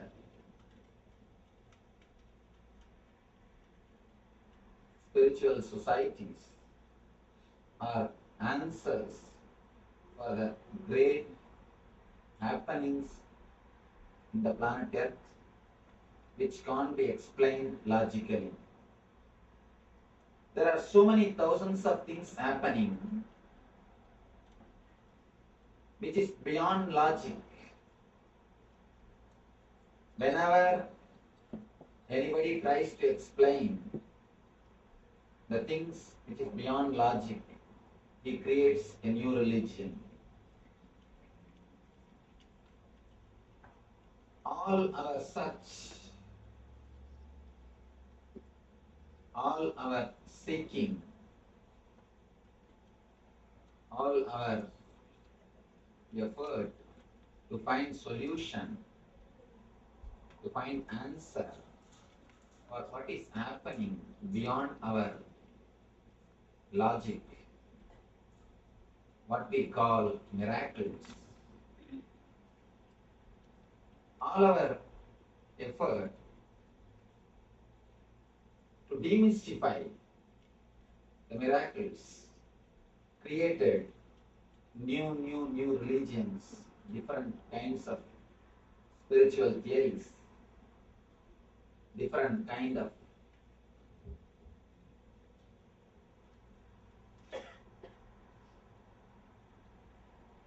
understanding about these energies.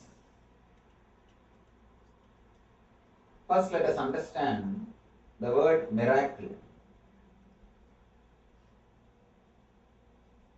There is nothing on this planet Earth which is miracle actually.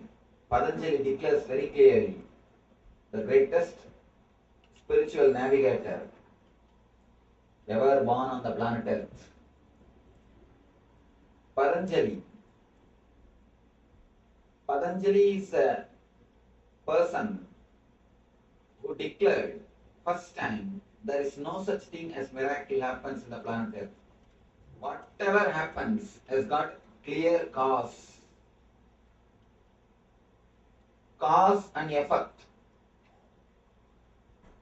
If you do not know the cause, then you think it is miracle. You think it is something extraordinary. If you know the cause, you understand its cause and effect. If you do not know the cause, you always think it is miracle. Patanjali is the great spiritual navigator master who declared everything has got cause and there is nothing called miracle. He demystified the whole science, and in a way he made the whole spirituality as a science which is possible in everyone's life.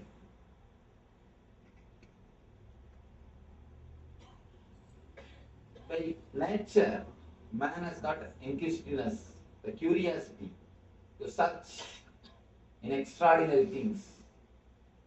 That is why from the time immemorial, again and again, we are searching something extraordinary, something supernatural. We don't keep quiet, just living the basic life. We want something more, something more, something more. So we search what is happening, what is happening in the planet Earth, what is happening in the sky, what is happening beyond. The search for the miracles continues. Patanjali is the first rishi who declared, to open all the secrets, to open all the truths. He makes it as a science. Which way, through which technique you can achieve which miraculous powers. First thing, he guides the people to achieve miracle powers. Next thing, he teaches whatever is happening is miracle. He gives a two kind of solutions for life. First, he gives the techniques to achieve all the miracles. Next, he teaches what the technique to see everything as miracle. According to me, there is only two kind of lifestyle. One is living as though nothing is miracle, or as though everything is miracle. There is only two kind of lifestyle. For both lifestyle, Patanjali gives methods. He illumines a new path for human beings to travel. He shows a new way and he demystifies whatever we call as miracles. Step by step, he explains the different kind of miracles and how those energies can be achieved, how you can penetrate. Now, I wanted to analyze one or two things. Search for miracles, is it going to help us? First, let us analyze. Searching for these miracles, is it going to help us in our practical day-to-day life?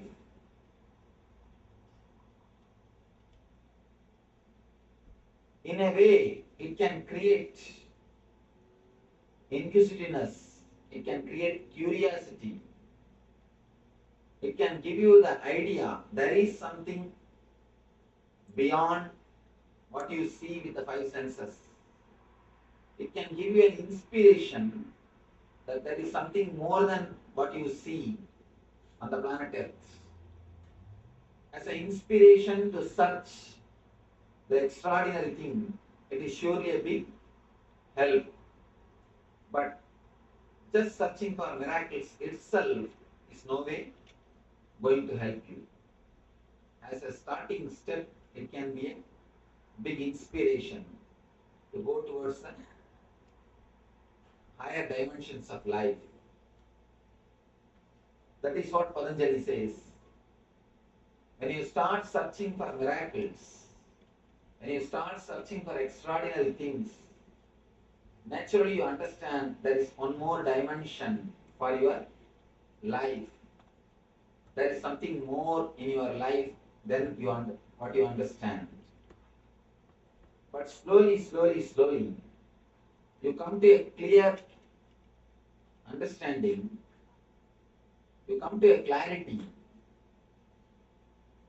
you come to a realization that even miracles are not enough. You need to go beyond the miracles. I always tell people, there are two things. One is Shakti to make your dreams into reality. That is what is miracle powers. Miracle power means you will have power to make your dreams into reality. That is Shakti. That's next thing. Buddhi means realizing whatever is reality is nothing but your dream. Making your dreams into reality is Shakti. Realizing that your reality is nothing but dream is Buddhi, intelligence. If your search for Shakti leads you to Buddhi, then it is right. If your search for miracles, if it leads you to experience whatever is happening is a miracle, then your search is right. But if your search stops just in few miracle powers, you miss the real miracle, which is universe, which is existence. The greatest miracle is realizing the whole universe in your being, or your being in the whole universe. When you travel in your search of the miracles, when you start in your path, step by step you come upon few miracle powers. If your energy is getting solidified, in the second step you get the power of intuition. Intuition means seeing the things before it happens. People ask me, Swamiji, how can we see the things before it happens? It is just against the logic. It is just against the logic.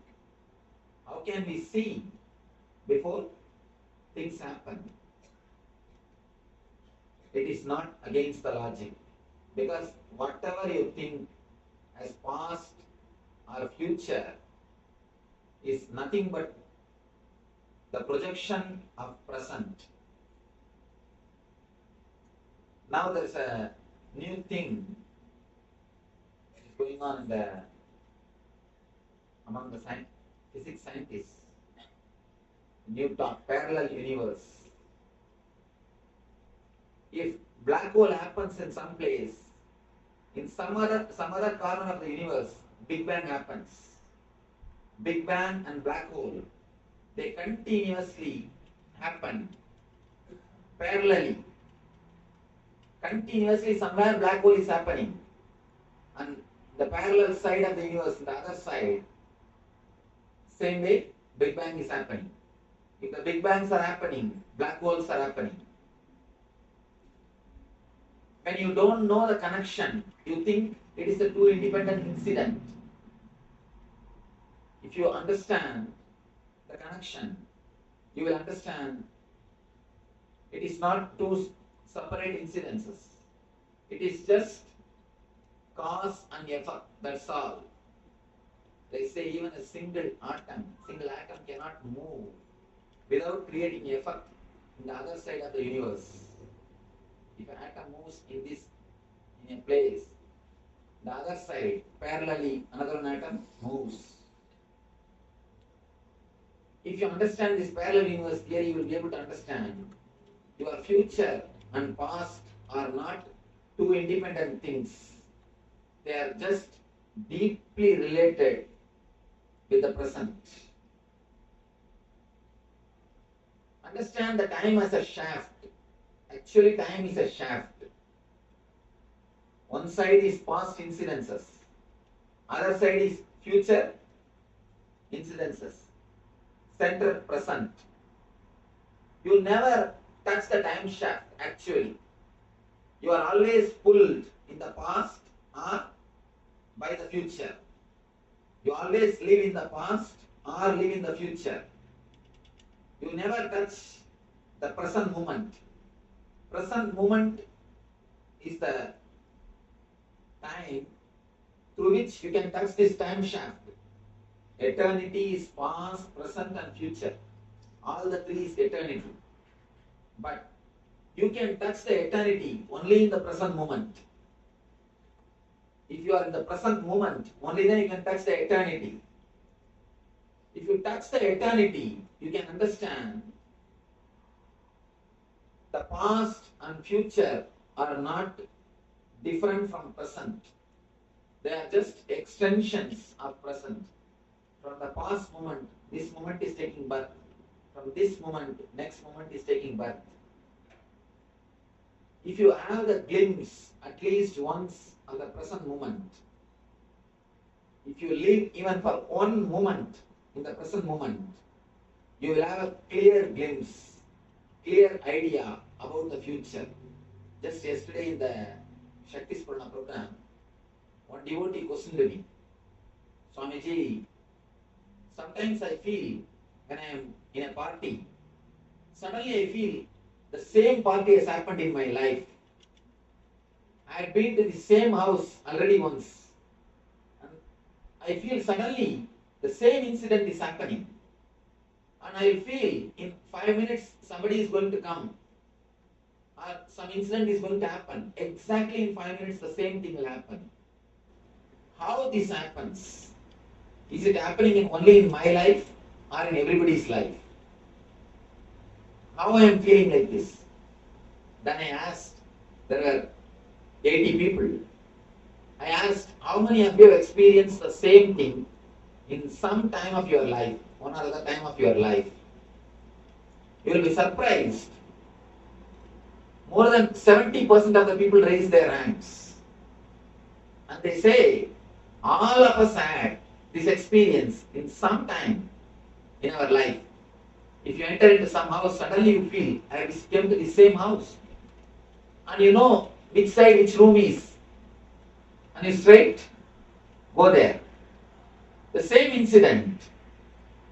Yesterday I was surprised, in the 80 people, majority of the people had this experience in their life at least more than once. When you experience the present moment at least once, by mistake, actually by mistake only we fall in the present. We never enter into present consciously. Because if you enter into present consciously, you will never move out of the present moment. By mistake, sometimes you suddenly fall into present moment. Your consciousness drops into present moment. You have nothing to bother, nothing to worry, or nothing to think. In those moments only, you feel the glimpse of the future, and you feel the same thing has happened already. In that moment, you touch the time shaft. You experience the glimpse of the time shaft. When you touch the time shaft, you experience the whole universe is nothing but the projection from present moment. Your past and your future is not two independent things. It is just deeply dependent on your present moment. You will understand the bridge between your past and future, but we always miss. We always miss. We always miss the present moment. And not only that, not only we miss the present moment, we miss actual problem. Why we miss the present moment? We never look into the present moment. we always find, we try to find solution to wrong method. A small story. One American guy was traveling in London with a British gentleman and British lady. Both of them were sitting next to him in the train. The lady had a pet dog. Suddenly the dog jumped on him and pissed. Made the whole area mess, dirty. Instead of apologizing, this British lady, she started patting the dog. Oh, you have cold bladder, I should take care of you. I should do something to you. After a few minutes, this dog jumped again on that American guy and vomited. Again this lady, instead of apologizing, she started patting the dog. Oh, I should take you to the doctor immediately. You have some serious stomach trouble. After 5 minutes, again the dog jumped on him, and now you know what it would have done. It has done whatever it can do. Again this lady, instead of apologizing, she started patting the dog. Now it is too much. The American guy simply got up, picked the dog, threw it out of the window. Simply threw it out of the window. Till this moment, the gentleman, British gentleman, was keeping quiet. Now he started talking. You American guys drive in the wrong side, measure with the wrong scale, now threw the wrong bitch out of the window.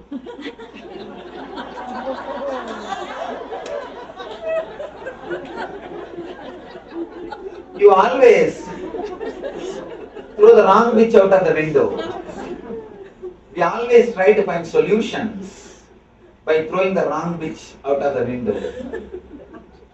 In our life, whenever you find trouble in the past or in the future, you try to work by trying to alter the past or by trying to work, develop on the future. But you cannot do both because both are not in your hands. You can't do anything about the past. It's already over. You can't do anything about the future because it is not yet happened. You can do anything only in the present moment. But you never do anything related to the present moment. Doing something which is related to present moment is what I call meditation. Meditation does not mean you will close your eyes and sit silently, chant some mantra. No. That's also one kind of meditation. But if you try to touch the present moment by any method, that is meditation. Any technique, any method which brings you to the present moment is meditation. If eating can bring you to the present moment, if you can eat staying in the present moment, that can become meditation. Simply walking, if it can bring you to the present moment, if you can be in the present moment when you walk, walking is meditation. Just sitting, if you can bring yourself to the present moment, it is meditation. Anything which brings you to the present moment only can solve your problems. But we always throw wrong bitch out of the window. Again and again we miss the right pitch. In your life, when you fall into the present moment by mistake, you always fall in the present moment only by mistake. If you fall, you get the power of intuition. Whenever you feel, suddenly, same incident happens. Next, this is what is going to happen. And if it happens, be very clear. You touch the time shaft. You touched the time shaft. Actually, if you can touch the time shaft, more than 21 moment, 21 shana. Shana means not second. It is not second. In Vedic system, time is calculated psychologically, not chronologically. There is two kinds of times. One is chronological time, what west follows. Another one is psychological time, what east follows. Chana does not mean second, please be very clear. Chana means the gap between one thought and the other thought. Chana means gap between one thought and the other thought. Let me explain the difference between psychological time and chronological time. Sometimes when you sit with somebody whom you really love and whose company you enjoy, you do not even know that 5 hours is gone. You do not even know how the time is flying. If you sit with somebody, you feel bored or disturbed, who tortures you, even 10 minutes will not move. You will feel even 10 minutes is an eternity. People say the eternal hell. Why? Because in the hell never time moves. In the hell never time moves. The number of thoughts, if it becomes more, you feel time is not moving. If the number of thoughts becomes less, you will realize time is flying. So in the East, we always measure time based on the mental setup. Based on the mental setup. That is why we always tell, for the higher level jivas, for devatas, our 1 year is 1 day for them. The 1 year of human beings is 1 day for devatas. Means the number of thought is very less. If the number of thoughts are very less, you will be in heaven. Please be very clear, heaven and hell are not geographical. If it is geographical, we would have sent early satellite. No, it is not geographical, it is psychological.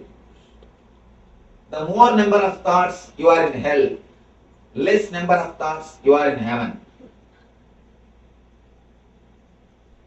It is by number of thoughts we measure whether we are in hell or in heaven.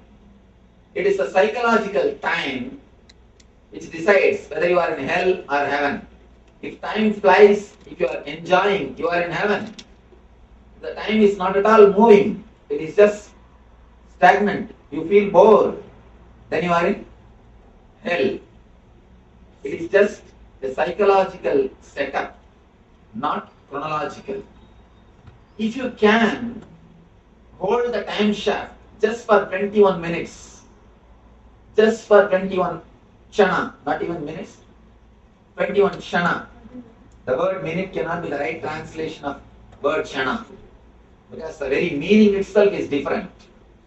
If you can penetrate the time shaft consciously, 21 shana, you will know your whole future. You will know your whole future. Just 21 shana is more than enough to know the whole future, but we never penetrate the present moment. We never allow ourselves in the present moment. The morning, if you are brushing your teeth, you will be thinking of your office. If you are in the office, you will be thinking of evening going to the beach. If you are in the beach, you will be already planning of when to go back to the house. If you are in the house, again you will start planning about next day work. If you are here, you can be sure you are not here. If you are here, one thing is sure, you are not here. You always escape from the present moment. Even if you don't have any worries to worry, even if you can't get any reason to worry, you just start planning for future. And I have seen people, if they don't find any reason to worry, they try their best to catch some reason. And if they can't find, the next step is, today everything is going well, Swamiji, I don't know what will happen tomorrow. And we always believe very strongly, if today things go well, tomorrow something bad is going to happen. Something worse is going to happen. This very thought, tomorrow something worse is going to happen. You are waiting for the worst thing to happen. You are practically meditating for the worst thing to happen. You are literally waiting to get hurt. When you beg to get hurt, naturally God graces you. When you wait to get hurt, naturally He graces you. No other way. Otherwise, you find some reason and hurt yourself. When you don't have any past things to worry, you start creating something in the future to worry, to create. You never touch the present moment. You never penetrate the time shaft. That is why you never get a glimpse of the past or the future. When you touch the present, you experience the intuition power. The next level, when your being becomes a little more solid, the next level of energy, you get a next power which we call Siddhi, which we call the next Siddhi. The next Siddhi is altering the future. Understand, the first level Siddhi is knowing the future. The first level Siddhi, you can only know the future. The next level experience, you get the power of altering the future. How this happens? How this happens? How can we change the future? Yesterday a devotee was asking, so if there is a future, how can we change the future? If there is a free will, where is the destiny? If there is a destiny, where is the free will? Understand one example. There is a beautiful example by Ramakrishna Paramahamsa. He says, it's like a cow tied on a post. The rope length is 5 meters. Inside the 5 meter, cow has got free will. It can sit, stand, go around, do whatever it wants. But more than 5 meters, the cow cannot go. Beyond the 5 meter, it is destiny. But inside the 5 meter, it has got clear free will. If the cow behaves properly, if the cow doesn't do anything wrong, the cow lives properly, silently, not disturbing anybody, there is every chance the owner will extend the length of the rope or free the cow totally. Same way, the free will which is given to you, if it is handled properly, if it is used properly, if you don't use it to hurt others or to hurt yourself, please understand, not only hurting others, even hurting yourself is a sin. When you continuously worry, you are hurting yourself. There is Upanishad Sutra, Anandam Brahmedi Navyajanat. Ananda, the bliss is existence. Don't waste it. We are wasting our life without living the natural bliss, which is our nature. Every moment which you spend, which you live without being blissful, is wasting your life and a deep disrespect to your life. Life itself is just a bliss. The very nature of life is joy and bliss. Every moment you spend in suffering is a disrespect to the life. Please be very clear. A real puja, a real worship is living joyfully and blissfully. Somebody came and asked me, Swamiji, in my house there is no peace. Please give me some technique, some method to bring peace. I told her, first thing, all of you sit together, eat together, spend time, laugh, dance. Naturally you will see, you will have more understanding. This bliss, this joy will bring more and more peace. Don't find fault with each other continuously. Just try to be blissful. She said, no, Swamiji. teach me some technique, some puja, which can help, which can bring peace in my house. Puja can bring, when it is done honestly and spiritually, that's true. She asked, no, teach me some puja. Should I do Saundari Lakshmi or Graha Lakshmi? Which puja to bring peace? She is not ready to listen to the solution. Then I said, what generally you do? When you go inside the puja room, you do puja to Lakshmi. When you come out, Archana to husband. How will the peace come? How will you have the peace?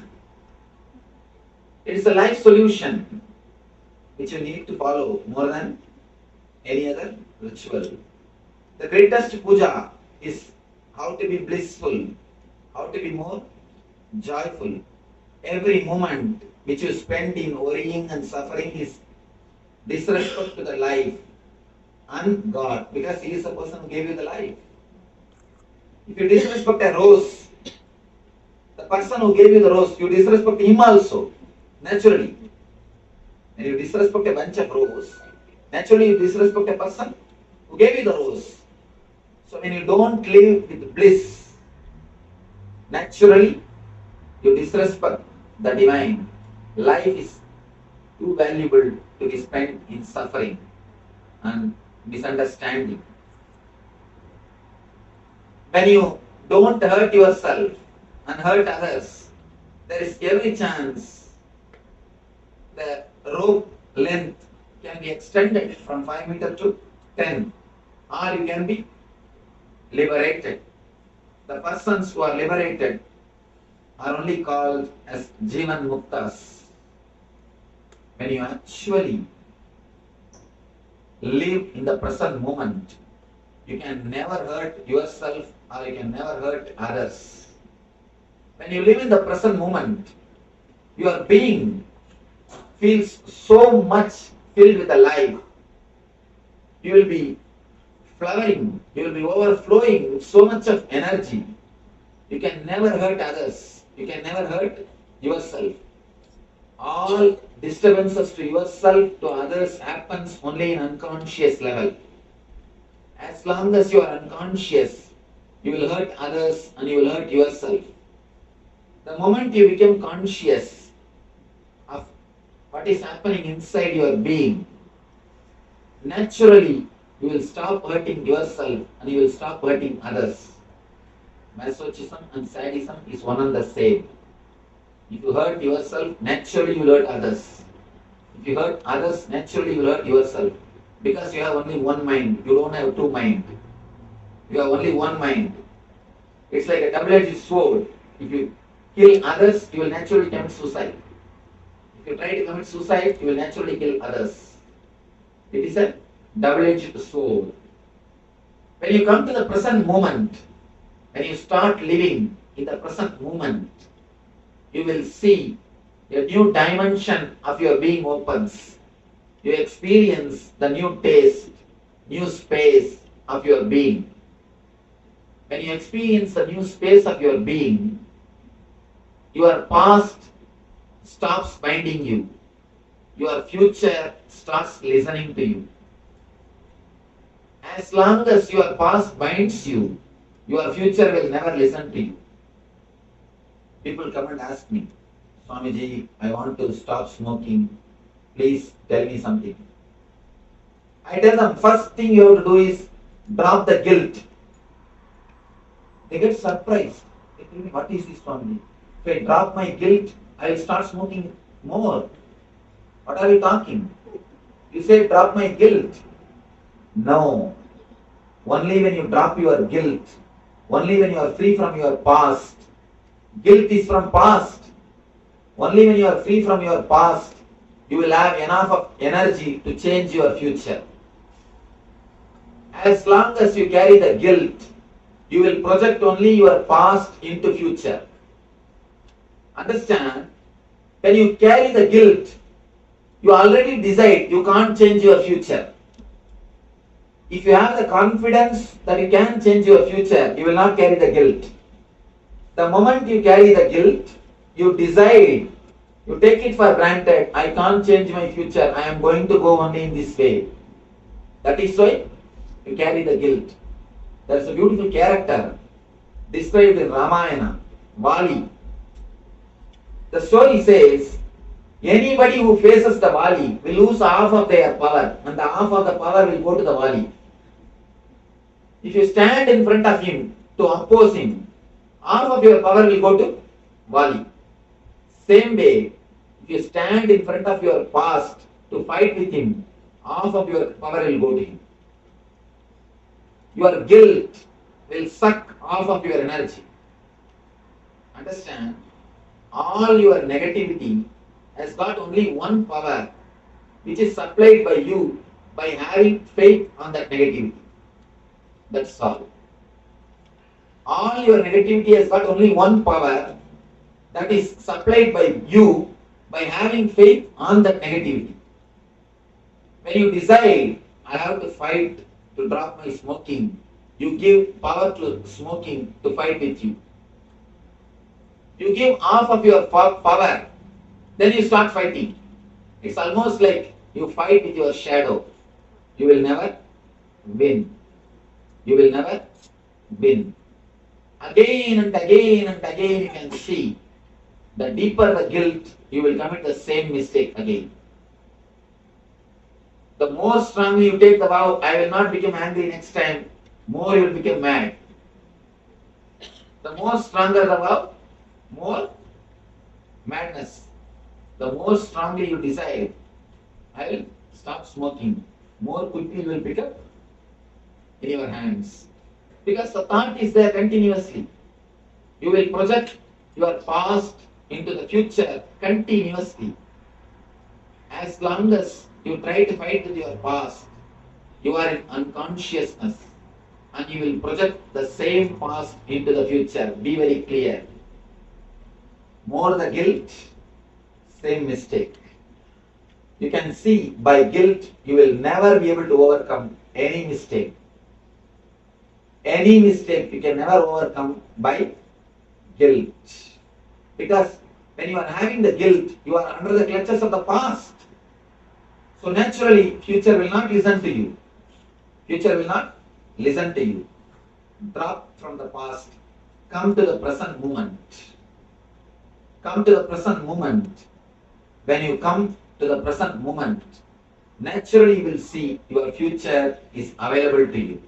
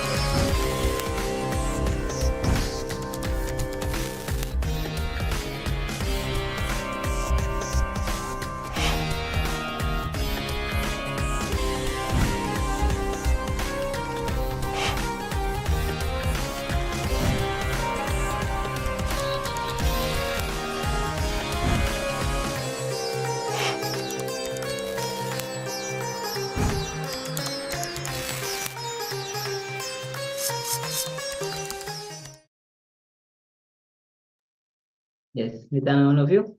So, as you saw, you can join the celebration of Chitre Brahmosam, Chitre Paravala Brahmosam, which is coming up in this April already finished. So, yes, now will be, as Swamiji revealed, on the signs of miracles. One of the thing which is guilt. Guilt holds you to move to the past. It is guilt. Because of the guilt, you are not able to create the past. It is the past which keeps on repeating into the future. Unless you overcome your past, you're not going to create your future or move into the future. It's the past just keeps on repeating in the future. So with this, we'll be entering into the intra-analyzation exercise. Understand, only when you understand this, the science of miracle which Swamiji understand through your life, you'll be able to make a transformation into your life. So completion with words leads to Vak Siddhi. Means the words that you utter. When you have completion with word, it will lead to the Vak Siddhi. Means any word you raise from your Vak will become reality. Understand, as of now, we just keep on saying words, and words, but none of them come true. But if you have mastered Vak Siddhi, anything that you utter, any words that you utter will become a reality. As long as you are in completion with your words. And in completion with words leads you to Vak getting polluted, corrupted, and toxic. So the trust you have on you is destroyed. That is why Vak Siddhi is polluted, it's corrupted. So this is the worst thing that can happen to human beings. And you are not sure about yourself and you get into confusion. So let us start into this exercise for the science of miracles. Let us take a moment and look into our own lives. So you look into your life and list down all the words or the promises and the commitments that you gave to yourself and to others, which you did not honor, you did not fulfill, but neither did you withdraw, and thereby you did not restore this integrity. So once again, let us look into our lives, list down all the words or the promises or the commitments that we gave to ourselves and to others, but we didn't honor. So we said that we would be somewhere at some time, but we didn't go there. We didn't fulfill this commitment, but nor did we withdraw. So we didn't call ahead and say, hey, I'm not going to be able to make it. So we didn't restore the integrity. So let us look into our lives and list all of these down. Let's take a few minutes.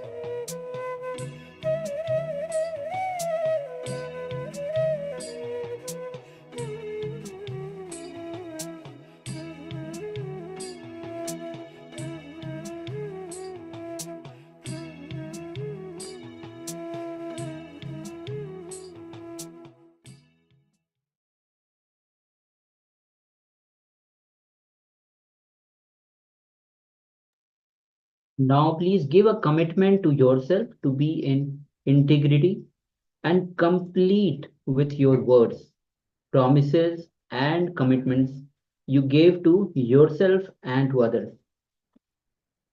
So either fulfill what you declared or withdraw all the words, promises, and commitments you did not honor and fulfill. Please go ahead and continue.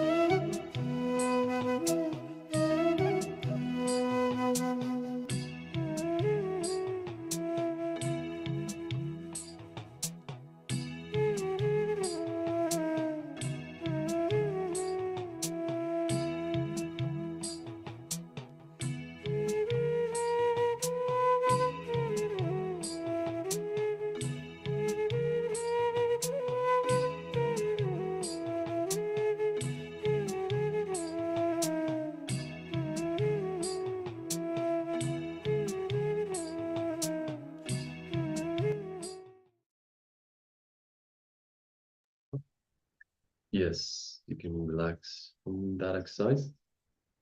So give a commitment to yourself to be in integrity. Integrity is so important. Integrity with your words, with your promises, with your commitments, whether it is to yourself or to others. So this is something that you can do anytime, whether you're traveling to work, whether you're just sitting at home, you can find 5 minutes, just complete with all the words. Do it every day. Do it every day as a ritual. Every day, complete with the words and promises that you have not, and the commitments that you have not kept for the day. So either go ahead and keep those commitments, those words, those promises, or if you cannot, complete with them. Complete with them and make sure that you are in integrity. Integrity is so important. Right, let us now move on to the next segment, and it is once again the power manifestation segment. So once again, we will display for you a page from a book, and you will have a look at this page just momentarily, just for a couple of seconds. Now, once again, it's important you don't try to read what it says on it. See, once again, power manifestation happens from the space of oneness with Paramashiva. It happens from your feeling connection to Paramashiva, to Swamiji, the embodiment of Paramashiva. It is through this feeling connection, through this channel that we open, that the powers manifest. And it is important to understand that. The brain, the mind, has nothing to do with power manifestation. So it is important that we don't engage the brain, we don't engage the mind by reading, by attempting to read what it says on the page. Once we engage the brain, it will only get in the way. It's like a filter. So we have this channel of communication to Paramashiva. By engaging the brain, we put a filter in between.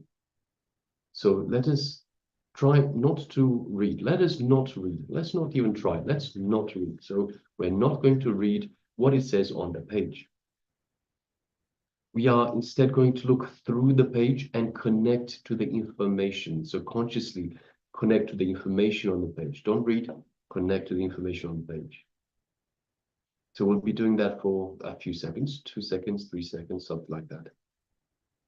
So don't read, and then we will manifest the power of quantum memory. So even though it says memory, it's got nothing to do with memory. It is downloading from the cosmic archives. It is asking Swamiji to manifest through us, to download from the cosmic archives into our knowledge, into our awareness. So let us sit comfortably with the head, neck, and spine in a straight line to start off with. And let us just relax. Let us unclutch from all distractions, internal or external. Any thoughts, any sounds, anything, just become the witness.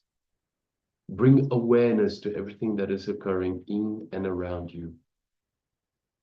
Become the eternal witness. Bring your awareness to everything. Everything inside, everything outside. By bringing awareness, we detach ourselves from these distractions. So anytime a sound, a thought, an impossibility, a judgment, anything that comes up, with detachment, we can just observe it and unclutch from it. We observe as it comes up and we let it go back down. So let us just practice this unclutching just for a few moments. Bringing ourselves to a space of restful awareness. Space between two thoughts.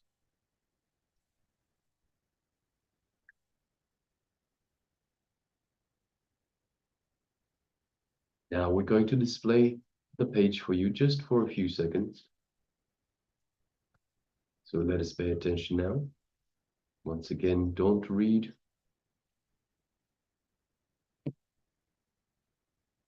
So once again, don't read, just see through the page.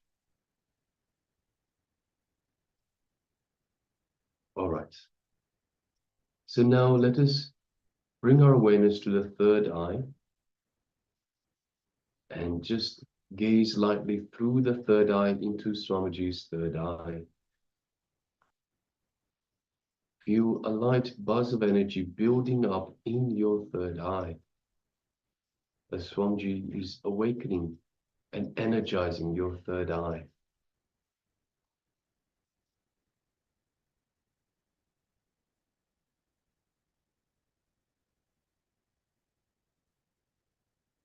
Feel the space of oneness with Swamiji in your inner space. Visualize Swamiji in your inner space, your Ananda Gandha just below the heart center.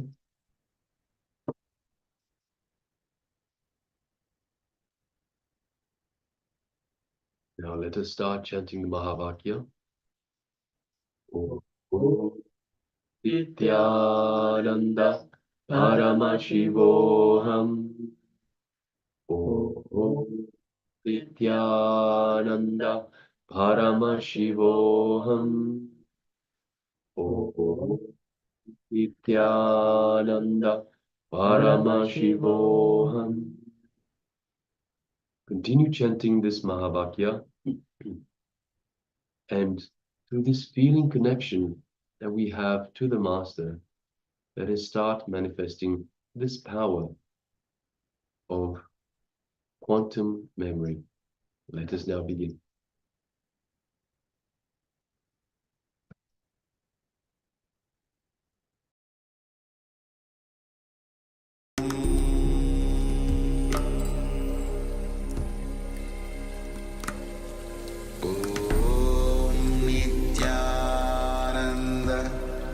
Paramashivoham.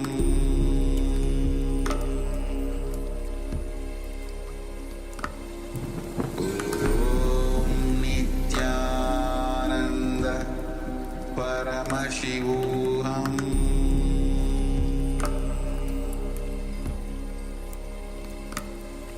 Om Nithyananda Paramashivoham.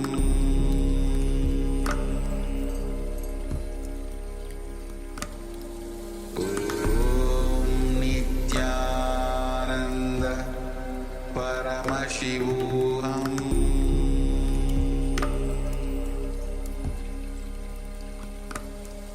Om Nithyananda Paramashivoham.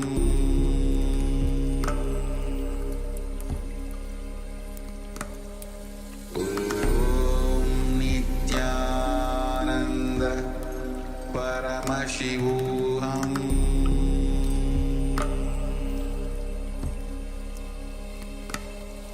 Om Nithyananda Paramashivoham.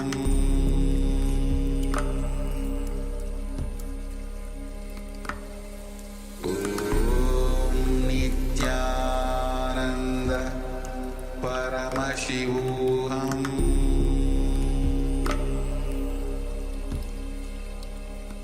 Paramashivoham. Om Nithyananda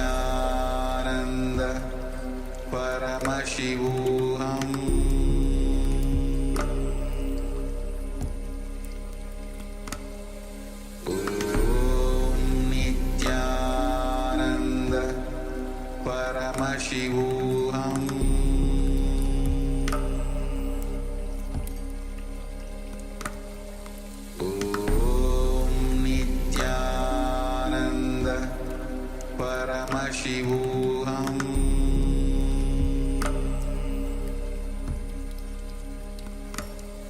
Om Nithyananda Paramashivoham.